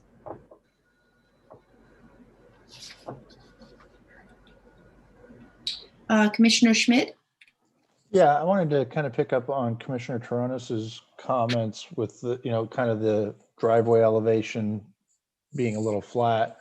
And really, I think that maybe there's an opportunity to look at how the planting strip right up against the wall could actually, instead of just being a ground planting strip, but might actually have some raised, it could be a raised wall to some degree that then would create a bit more layering effect to that elevation and an opportunity to not then have such a large vertical wall that largely doesn't have anything going on. So I think that there's an opportunity, I think what we're looking for is some layering. Windows provide layering. Without the window, we got finishes. And so we need a little bit there to help make that work a little bit better. And I agree with him that the slot windows or windows that aren't necessarily windows that you look out, but windows that bring in different light can create an opportunity. I've got several windows that are well above 5 feet that I don't look out, but it creates an interest in both my interior and my exterior elevations. So just opportunity. Commissioner Gall? Yeah, I agree with the comments that have been made already. I think the drawings need a little bit more detailing so that we can not only understand how the design will work with no overhangs for the roof, but how they'll look at the finish as the finished product. Some of the other commissioners touched on it, but the most disturbing thing about this design to me is that the proposed left side elevation and the upper floors being completely blank. That's the driveway side, so you will see it. If you did a perspective that showed the front of the house and down the driveway, I think it would really show how stark and how blatant that is, that it's screaming for something. You know, going to the site, the kitchen wall side, I think that those slot windows or those high windows could be very effective there. There's such heavy vegetation back there, I don't know that you'd ever see it, but the driveway side you see, you know, from a block away. So I think that's where you need to help. I think the design is residential. It's certainly different than some of the other modern designs we've seen, but I think it could I think it could move forward with some refinement of some of those elements. Vice Chair Taronis? Actually, I was just going to say, I agree with Commissioner Gall, everything he just said. So, I agree that I think it would be a nice addition to that neighborhood if it's crafted right and the details are actually added that, you know, will actually make it work. And I think it has nice scale and could be an interesting addition. Thank you. Commissioner Sargent? Yeah, I'm not so sure I'm sold onto the design. I think it's well crafted, but I'm just concerned about it, kind of an abstract modernist take on, you know, residential massing really fits in this neighborhood. I mean, I get it that the other side of Peninsula is an apartment block, but on this side of Peninsula is all pretty traditional homes. So I'm not sure I'm seeing that architectural compatibility. And you know, we don't see a lot of carports proposed, and it's certainly not the pattern of this neighborhood. So I'm not sure how that would fit in with the design review criteria of matching the garage patterns of the neighborhood. Commissioner Camerado? Yeah, I agree with Commissioner Sargent on the garage. I mean, I think that carport is not standard for that area, and I think I would prefer to see a one-car garage there. And make that a little bit more modern in design. I also would like to see a little bit more windows, as my other fellow commissioners have requested. Other than that, I could see it fitting in. It's a little bit of a funky street there, so I know a lot of traffic. So I think this design might be kind of interesting to have on Peninsula Avenue. Yeah, I think that I think it's an interesting approach to a modern style. It has the elements that feel like the profile of a home, of a residential home. I like the front porch, the feel of the entry leading to the house. If it were me, I would like to see some overhang in front of that flex room nano wall. It seems like even just in the rendering, there's a lot of southern exposure, a lot of direct sun going in there. It seems like maybe that could be a nice bit of articulation. And also want to reiterate that I don't know if a carport is the right application for parking here, even if it wasn't for parking, for storage. I just think it's much needed. As much as you might want to live lean, it's not practical from kind of a day-to-day perspective. But otherwise, I think it's a very interesting design, and could see this fitting in the neighborhood that's varied in architectural style.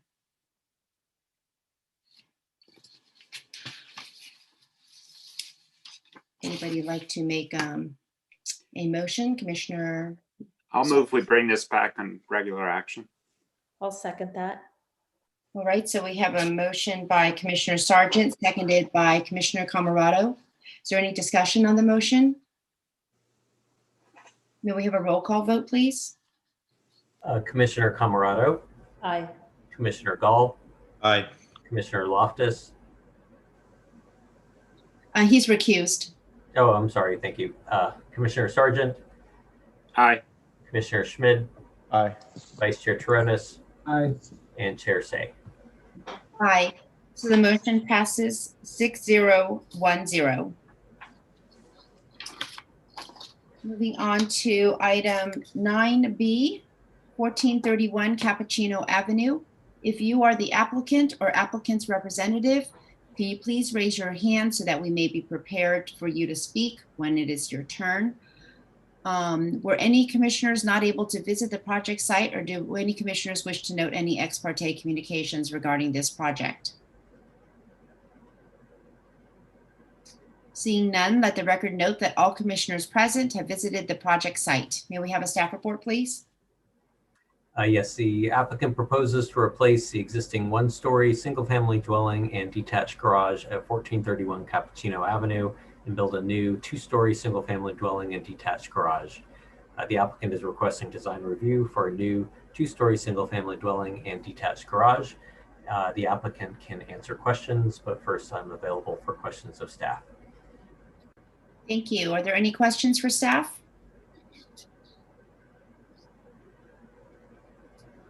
All right, with that, I'm going to open the public hearing. The applicant, please step forward, state your name, and add anything you would like regarding this project.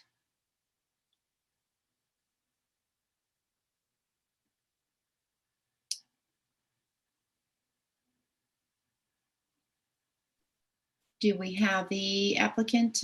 Hey, I'm here. So, can you hear me right now? Yes, thank you. Hey, good evening, everyone. My name is Han, and I am representing the homeowner.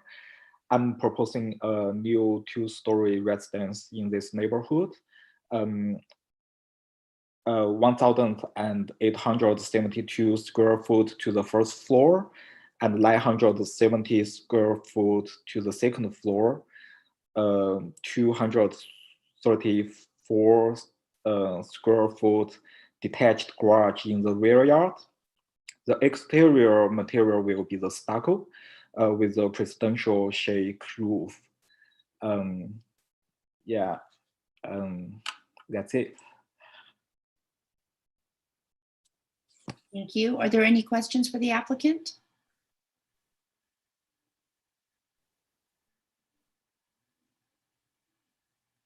Commissioner Loftus? Yeah, I just want to make sure, just want to confirm you're proposing 10-foot ground floor plate height and 9-foot second floor, is that right? Yes, it is. Okay, thanks. Commissioner Schmid? Yeah, hi. Can you tell me a little bit more about the windows and the trim around the windows and how I'm not seeing any details as I'm thumbing through, and so help me understand, is there window trim? Is it just square in the stucco? What do you got going on there? Yeah, all the window frame will be in the square, and the material is going to be the fiberglass. The window is a bit turned to the modern looking. Yeah, I think that's it. So as I look at these window frames now and I see the frame around the outside, that is the window frame itself, and that's setting in back away from the stucco towards the inside of the room? I think the window framing will overlap to the outside of the surface of the exterior wall. Okay. So is that going to be a wood frame, a stucco frame? It's a fiberglass.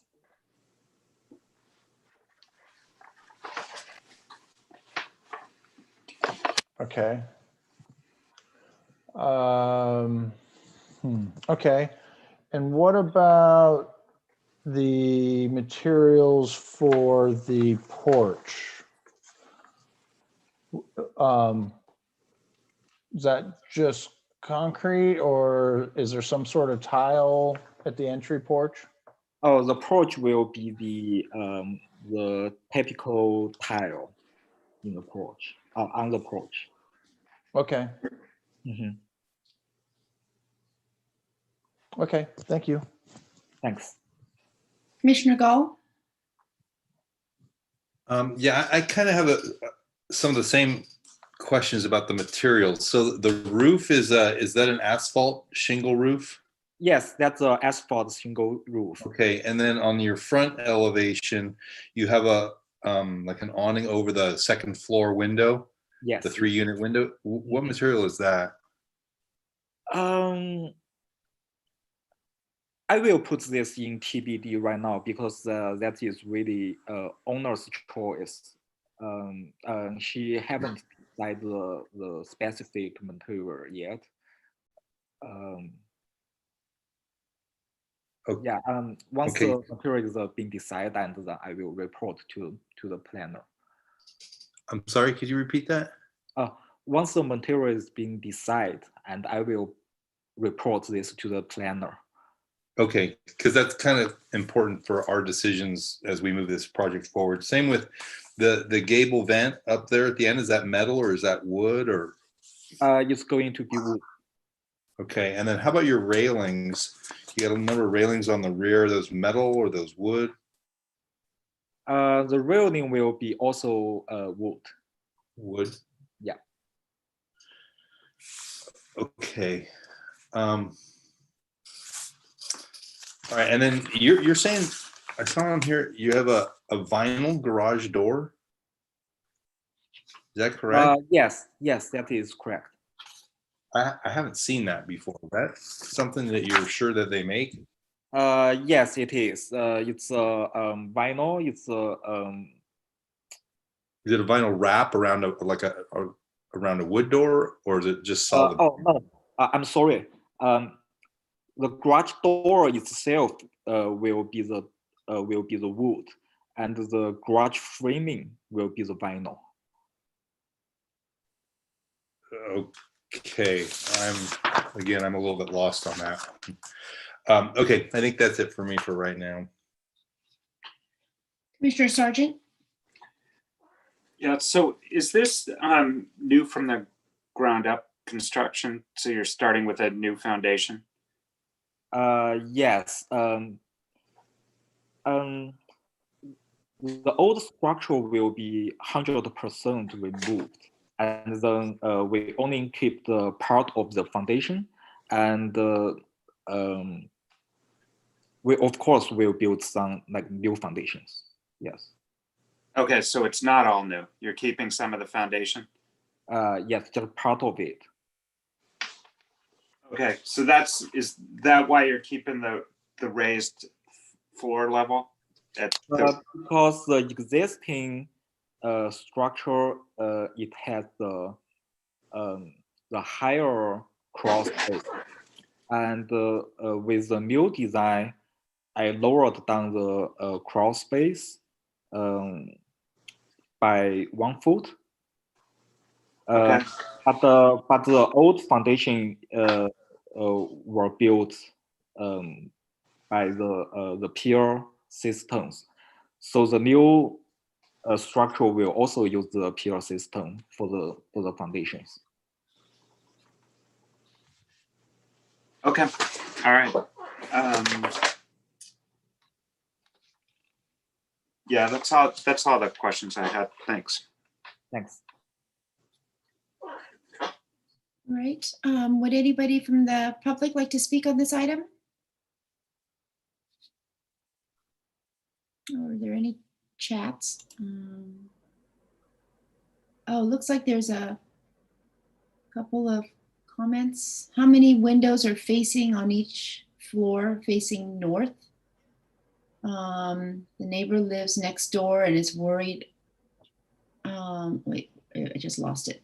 Oh, living next door and worried about the decreased privacy from the second floor. You said how many windows facing to the north? Yes. Okay, so I assuming that is on the northwest side of the elevation, right? Well, you have a north elevation, so I think it's on the right elevation, it sounds like. north. Yeah, the north elevation. Yeah. So the end of her chat says she looked at the plans and answered her own question. Oh, sorry. Okay, I was going one by one. All right. So I think she got her answer. Okay. Okay. Are there any emails? That was the only chat. And then, yeah, there have not been any emails. Okay. All right, then. With that, I will close the public hearing. Commissioners, comments? Commissioner Loftus. Yeah, I've got to say, this feels like a good candidate for design review consultant to me. It feels a little bit haphazard. I think that, you know, the 10-foot, 9-foot floor to floor doesn't, it's not generally, it's not very often that we don't push back on that. It feels like the house is bigger than it should be. Everything feels like it's not settled into place yet. You know, there's drawing anomalies that I think need to be addressed. I had the same question that Commissioner Gall had about what these awnings are. What material? Are they square? Have they got a slope to them? They don't show up in profile. They, at the very least, they should show up at the lower level in profile. We should see them in the back of the house on the proposed south elevation. So it feels to me like a bunch of stuff has not been thought through fully. And it feels like maybe, as I said, a little bit haphazard and undeliberate, I guess. So my general sense is this could benefit and move through the process much faster if it goes to design review consultant, but I'll, you know, hear what everyone else has to say. Commissioner Sargent? Yeah, I would completely agree on the design review consultant. I think, like Commissioner Loftus said, I think that plate heights need to be looked at and look at maybe a more traditional height of 9 feet on the first floor and 8 feet on the second floor. And I think the either the applicant on their own or as part of the design review consultation should relook at the trying to save some of the existing foundation. I think that's going to hamstring them in their design process. It's both in terms of configuration of the house, and also it forces them to raise up 3 feet. And you know that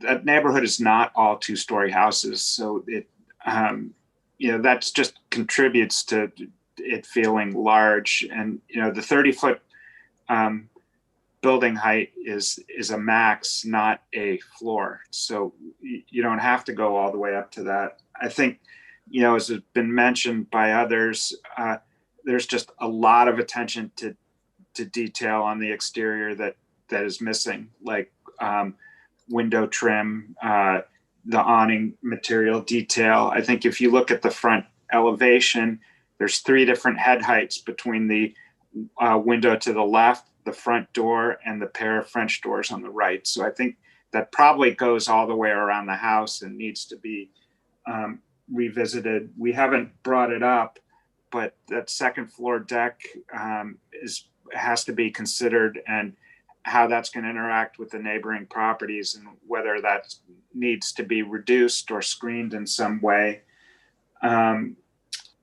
And I think they should also, you know, it's kind of got a craftsman feel in terms of massing and the detailing that there is. I think they need to consider window grids. I think that would just add a lot of texture and richness to this exterior that will really make a difference in the end.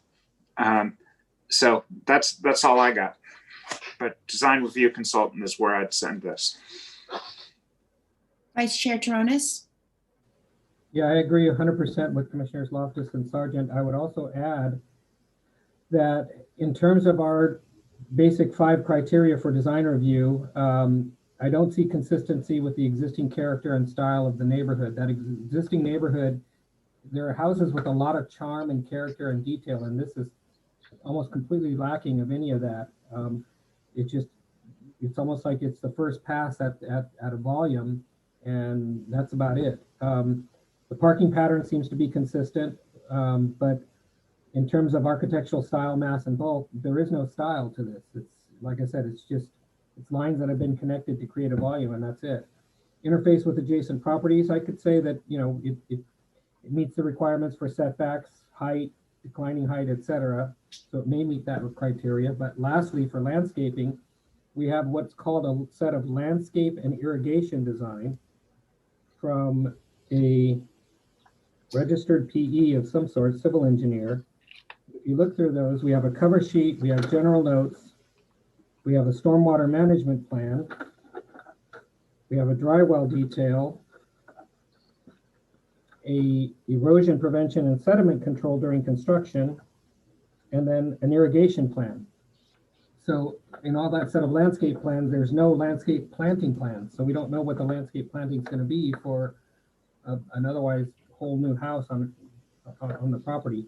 So I think we need to see a landscape plan to see if the landscaping, massing and design is consistent with the massing and design of the house.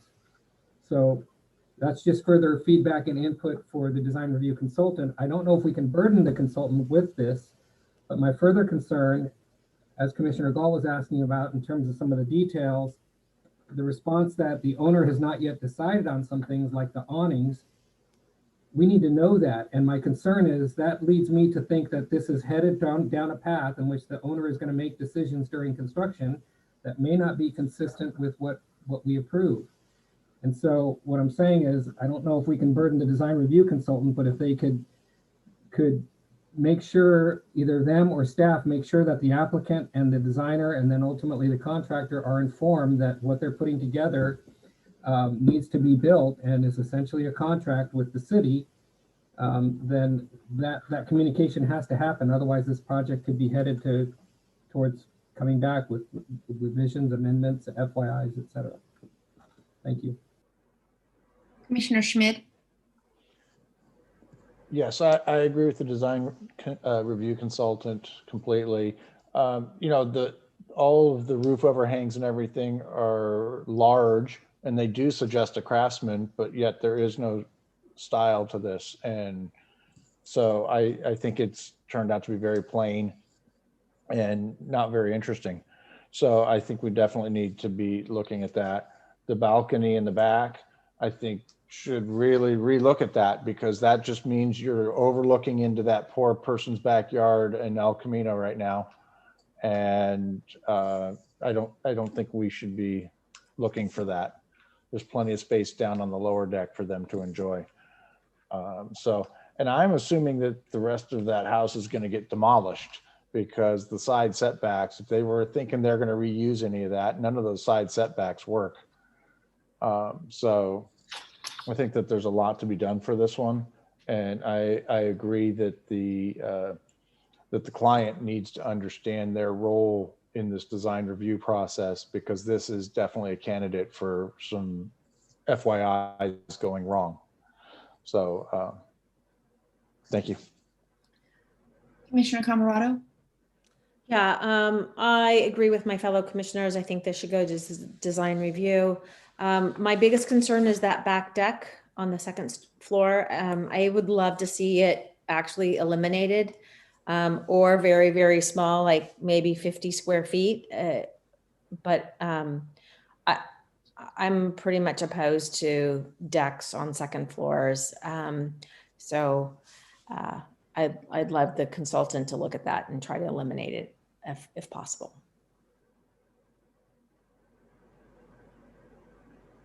All right, can we get a motion, please? I move we refer this to as a design review consultant. I'll second that.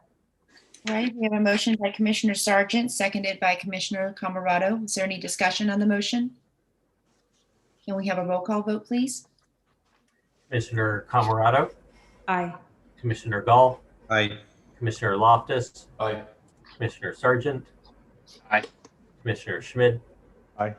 Vice Chair Charonis, Aye. and Chair Say. Aye. So the motion passes 7-0-0-0. Moving on to agenda item 9C, 1804 Devereaux Drive. If you are the applicant or the applicant's representative, can you please raise your hand now so we can identify you and have you prepared to speak when it is your turn? Were any commissioners not able to visit the project site, or do any commissioners wish to note any ex parte communications regarding this project?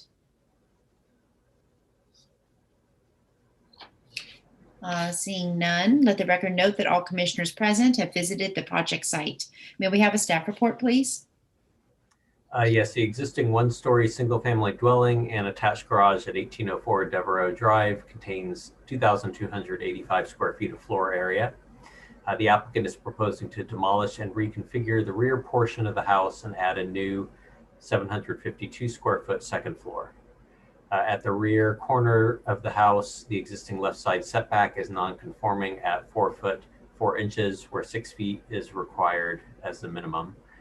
The proposed project extends the first floor wall by 7 feet along the left side, which requires approval of a side setback variance. With this application, the number of bedrooms would increase from 4 to 5. 3 parking spaces, 2 of which must be covered, are required on site. The existing attached garage measures 17 feet wide by 19 feet 11 inches deep. For existing conditions, the required clear interior dimensions for a 2-car garage is 18 feet by 18 feet. Because there is an increase in the number of bedrooms, which requires a 2-car garage, the applicant is requesting a variance for the existing non-conforming parking width to allow 17 feet existing, where 18 feet is the minimum required. In summary, the applicant is requesting design review for a first and second story addition to an existing single-family dwelling, side setback variance to extend the first floor wall that encroaches into the left side setback, and proposed 6 feet where the minimum is required, and parking variance for existing non-conforming parking space width in a garage where 17 feet is existing and 18 feet is required. The applicant can answer further questions, but first I'm available for questions of staff. Are there any questions for staff? Madam Chair? Yes, Vice Chair Tronis? Yeah, I'm sorry to do this, but I'm quickly just coming to the conclusion, and City Attorney Scott, I apologize for this late notice, but I think I really should recuse on this item for non-statutory reasons based on my business relationship with the school district and the proximity of this project to Lincoln Elementary School, potential impacts of this project on Lincoln and vice versa, current and future projects from Lincoln Elementary School that could affect this project. I really think I should recuse. So, All right, thank you. Thank you. okay, thanks guys. Commissioner Schmidt? Yes. Do we know in the existing garage if there is a ceiling in that garage? Because it looks to me like a volume, and it does not appear as though we've calculated in the FAR for volume in there.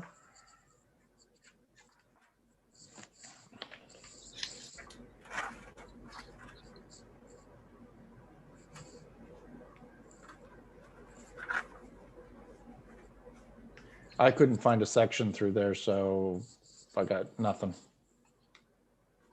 I think we could ask the applicant for clarification on ceiling height in the garage. Okay, thank you. All right, are there any other questions? I'm going to open the public hearing, and will the applicant please step forward, state your name, and add anything you would like regarding the project.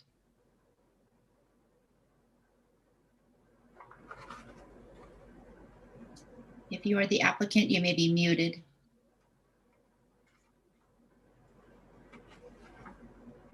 Good evening, commissioners. Hello. I am Valdemar Stachniuk. I am the designer on the project, and I am with KWS United Technology. We have been proposing a first and a second story addition to this existing single family dwelling.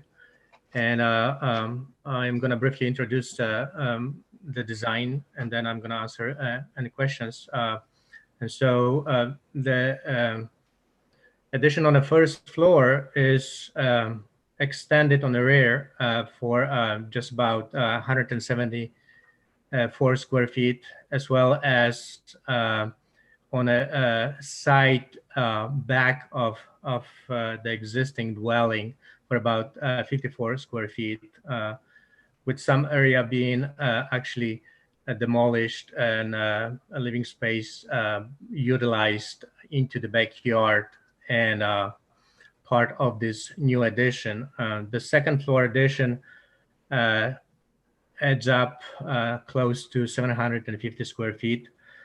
And we are trying to be consistent with what we have right now on the front of the house with the design, which is the gable ends. And then we're trying to scale back the design going towards the backyard with the hip roofs. We are proposing to keep the stucco finish on sides and rear of the dwelling, and then work with California front finish with hardy horizontal panels, 7-inch exposure. And that's on the first floor with the trim work utilized throughout the building with the size of 2.25 inches on all the windows. On the second floor, we're proposing the same like family of the finished product with the hardy siding. However, this is vertical installation. And again, the vertical installation, the buttons are similar in size to what we have on the window trim. So it blends in and corresponds well with the design, what we have on the first floor. The roof cover we are proposing to have just like an existing dwelling, composition shingles all throughout the building, of course. New roof cover. All windows are proposed to be aluminum clad with grid lines. Front is very specific grid line spacing to match the windows on the first floor with the style, and those are all simulated through divided lights adhere to exterior and interior of the panels, and all bedroom windows are providing the egress. And I can answer any questions. Thank you. Are there any questions for the applicant? Commissioner Loftus? Sorry, I forgot to lower my hand again. Oh. Are there any questions for the applicant? Commissioner Schmid? Yes. So the existing garage, is there a ceiling in that existing garage?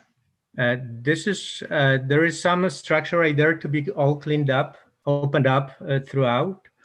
And so we are proposing the false dormer to provide the light as well as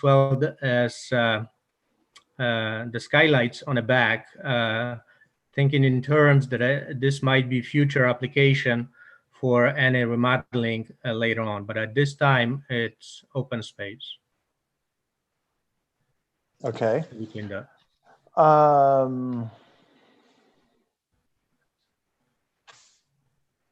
Okay. That's it for me. Commissioner Gall? There we go. Yeah, so I have a couple of questions on some of your notes. For example, on the front of your house, at the bay, you have hardy panel under the big window in the bay. Is that just a big flat panel, or is that? That's exactly right. This is the sheathing, Hardy, the same family of products. And since this bay window is really not substantial in size, we're proposing the smooth finish. Smooth finish of this panel would be seamless, and the seams that we're gonna have is only on the corners, which is gonna be utilized with the trim cover, the same with size as the rest of the windows. So the left wing of this bay window, the face of the bay window, and the right wing is the smooth finish of the Hardy product. Okay, and then to the side of that, you have the horizontal exposure, 7-inch. Yes. Yeah, that's barely showing up. I didn't. It looked like it was clear on my drawing. Maybe if you could show that as horizontal siding. Mine's very, very light. It doesn't show up. If you have the paper copy, this might be actually due to the printout, because when they printed out, two sets of those prints were really crisp and good, and the rest were kind of blur.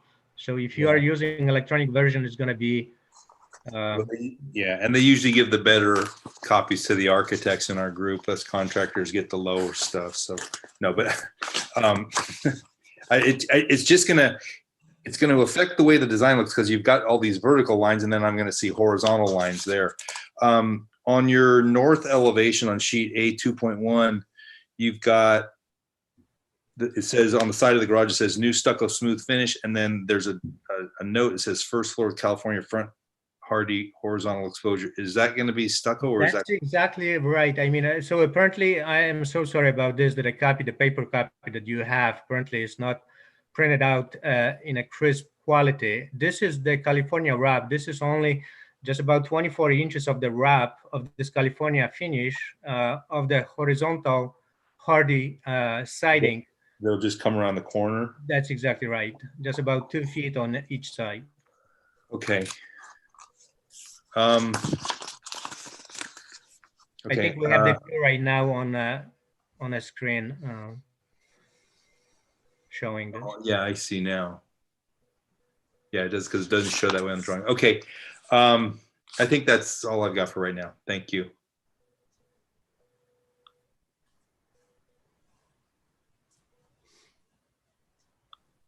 I just had a quick question. Did you explore any floor plan options to accommodate this left side setback so that you wouldn't have to request a variance? We can utilize this and then change this. However, when we talk with the customers, they really felt that the extension only for 7 feet and then would be very clean as far as the design. We're keeping the heat proof for that purpose right there on the back of the dwelling. And we are not proposing any windows on this site facing the neighbors. The property is scooted. It's sort of difficult as far as exactly the measurement. We didn't do the survey for the property. We only have the survey for the elevations. We don't have the property lines. So the measurements are based on the fence lines and the fence we have throughout the property. And so it seems to be increasing, even though this is scooted the opposite way, the property line. So we measured the setback to the middle of the fence on the front, 4 feet and 2 inches, and on the back, again, even though this is scooted the opposite way, the property line, we measured 4 feet and 4 inches. And so it projects for the bigger distance when we go 7 feet towards the back with this new addition. Okay, thank you. Are there any members of the public who would like to speak on this item?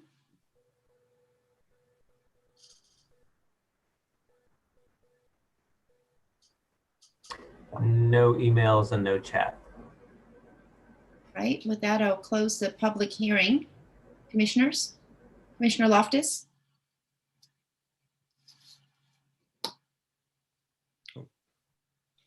I think you're muted, Commissioner Loftus. I said, I think there's, can you hear me now? Yeah. Yes.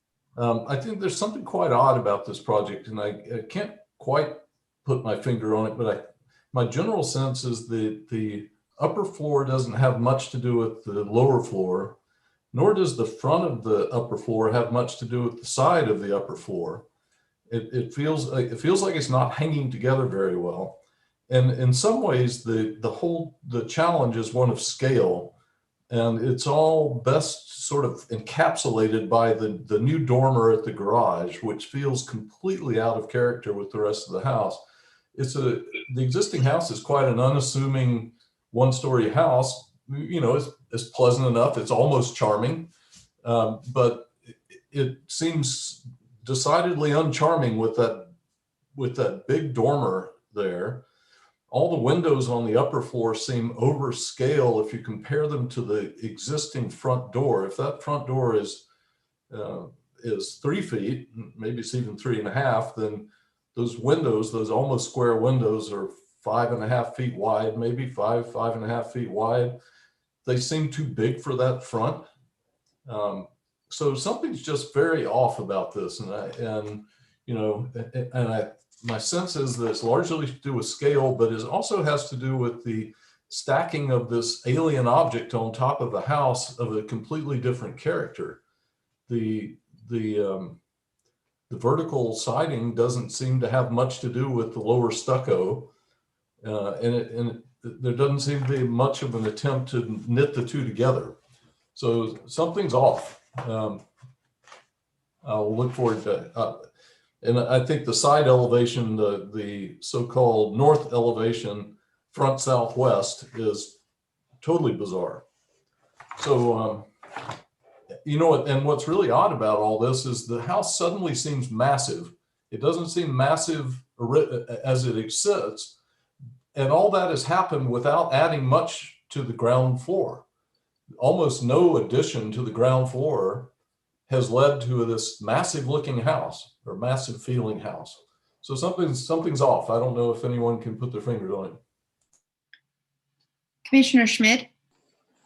Yeah, I'm struggling reading these plans quite a bit. I think that the site plan needs to be bigger in scale and actually needs to have property lines on it. I don't think that the left side setback is there, and I don't think the right side setback is there either because it's angled. So those houses all in that area are just crunched together. I don't think that the garage works at all to say that it's, 2 cars because of that angle in the back. This is at best a 1-car garage. And I would argue with the added dormer and the added skylights and no ceiling in there, it's actually going to become a playroom, and that it's not actually going to have a car in it at all. So if it's got an open ceiling and that dormer is putting light in there, then that square footage is not being counted towards their maximum FAR, which I feel like this is overbuilding this spot. And it is contributing to the massiveness that we're seeing in the elevations and everything.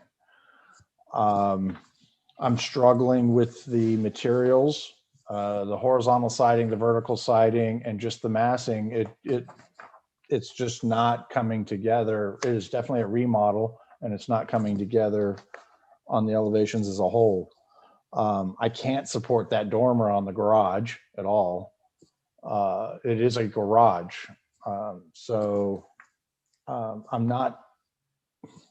To me, I would say this is definitely a design review consultant to try and help clean this up.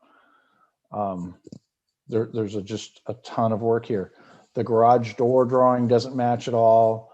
A lot of the comments that were made around the first time of this one coming in, when it was suggested to go to a design review consultant, which I wasn't even here for this one, but a lot of the same problems are still problems in this set too.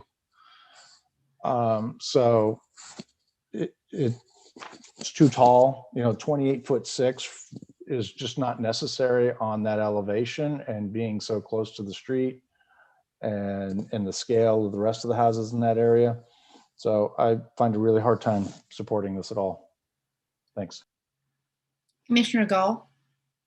Yeah, I have a lot of the same issues. I'm, you know, I've got 4 different kinds of siding and 2 different kinds of roofing going on.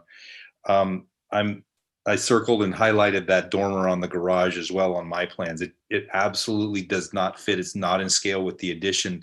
And I think the real problem that I have with this is that second floor, it just kind of shoots up out of the first floor roof. And to me, especially on all the elevations, it looks like a series of additions. This second floor looks like an addition, and it's supposed to mesh with the first floor better so that the architecture works together. It really, none of it is hanging together for me. So I'm all for design review consultant on this one. Commissioner Sargent. Yeah, I think to get back to Commissioner Loftus's initial comment about the second story and what's happening, to me, it seems like it's a result of the decision to move everything towards the front of the house and away from the rear. So you have all those nice kind of diminishing hip roofs in the rear elevation, but the result is all the mass is moved up to the front and it kind of has a high forehead. So I think that's something that needs to be looked at. You know, as far as the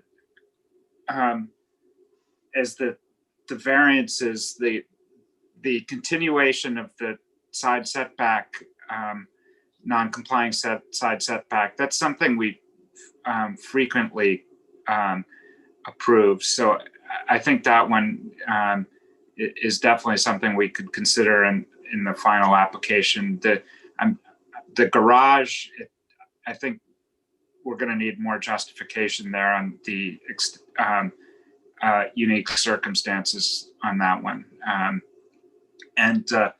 I agree about the design review consultant. I think, you know, that can be a real help to the applicant. It's basically getting a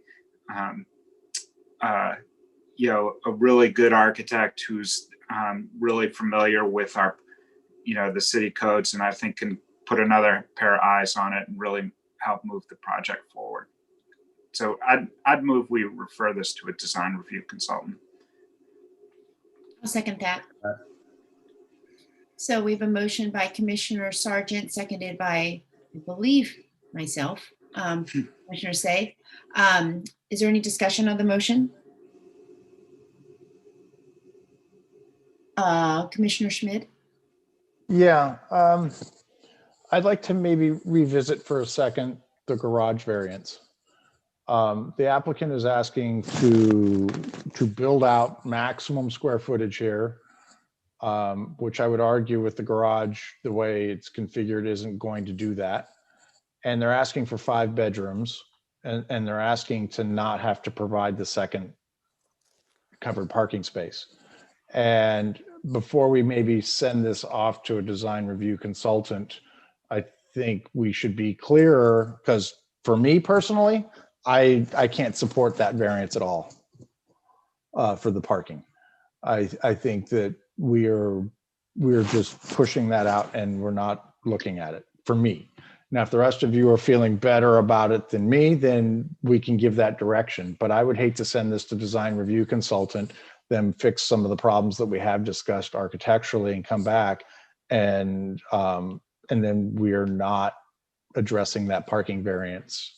We're going to come back and say, well, you can't make that work, because it's not a simple fix. They don't have any land to the right to make that work. So to me, I don't know if I can support 5 bedrooms and this much square footage, given that parking. So I would request that my fellow commissioners maybe help me weigh in or tell me it's not a big deal.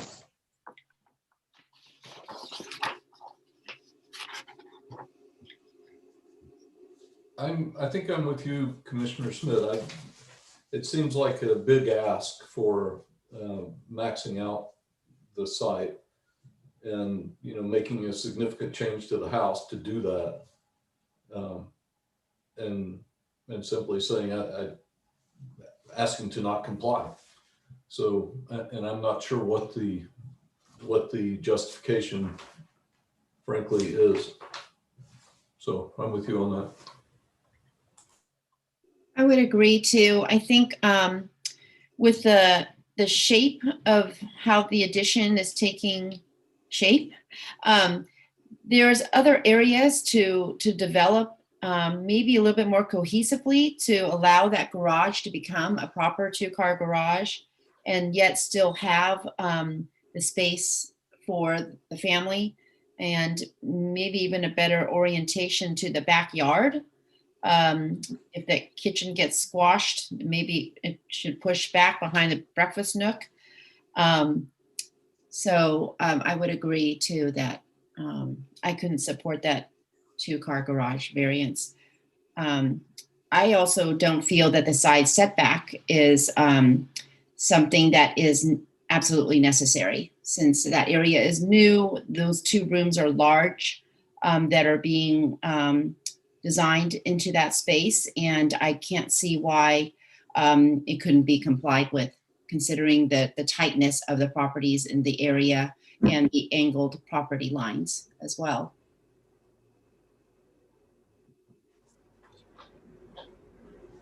Yeah, I would agree that the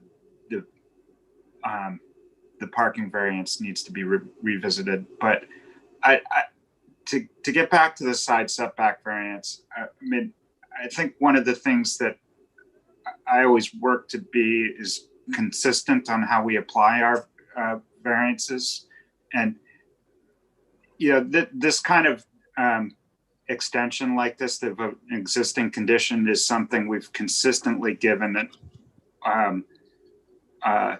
over the years that I can remember. So, and I'd be harder pressed to not support that one.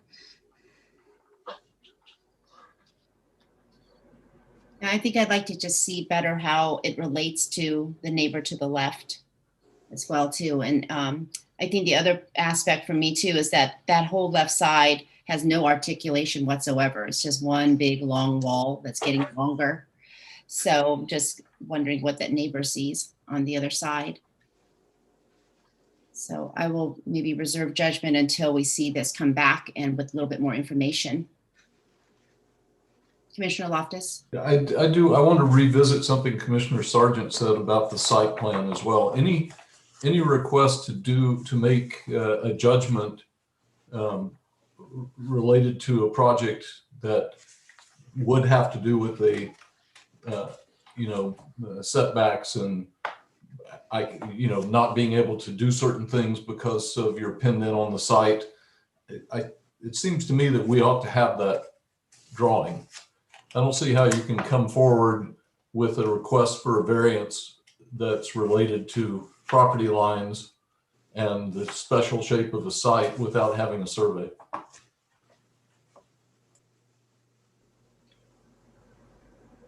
Commissioner Schmidt?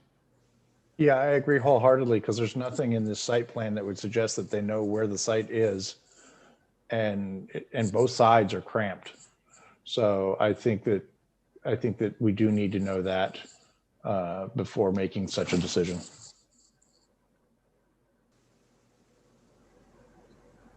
All right, I think the motion's still valid with just some added commentary to aid the design review consultant. So if there isn't any further discussion, can we have a roll call vote, please? Yes, Commissioner Camerado? Aye. Commissioner Gall? Aye. Commissioner Loftus? Aye. Commissioner Sargent? Aye. Commissioner Schmidt? Aye. Chair Say? Aye. So the motion passes 6-0-1-0.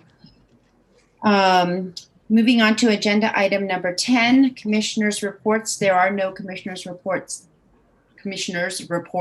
tonight. And so we move on to agenda item number 11, directors' reports. There are 2 FYIs, 139 Loma Vista Drive and 108 Channing Road. So I'd like to call up 139 Loma Vista Drive, and frankly, it's about the removal of the clear story windows over the roll-up garage door, and so creating that big space between the top of the door and the head and the eave.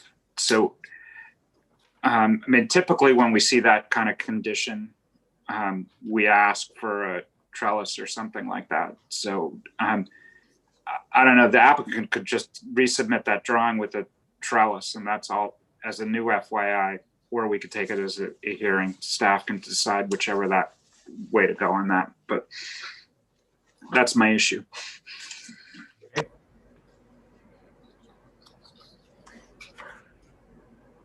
And seeing none for 108 Channing Road,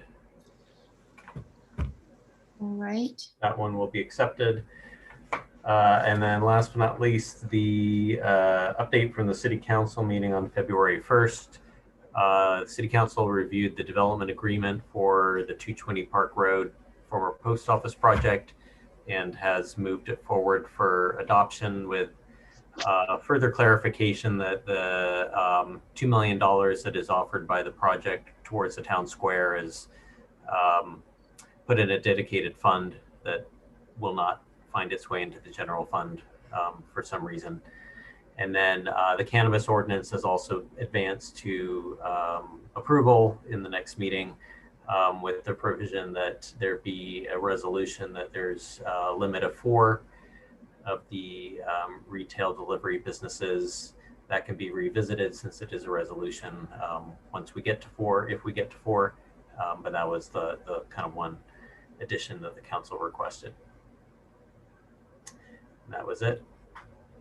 All right, thank you. Is there anything else from anybody? If not, I will adjourn tonight's meeting at 9:28 p.m. Thank you, everyone. Good night. Thank you. Thank you, everyone. Night.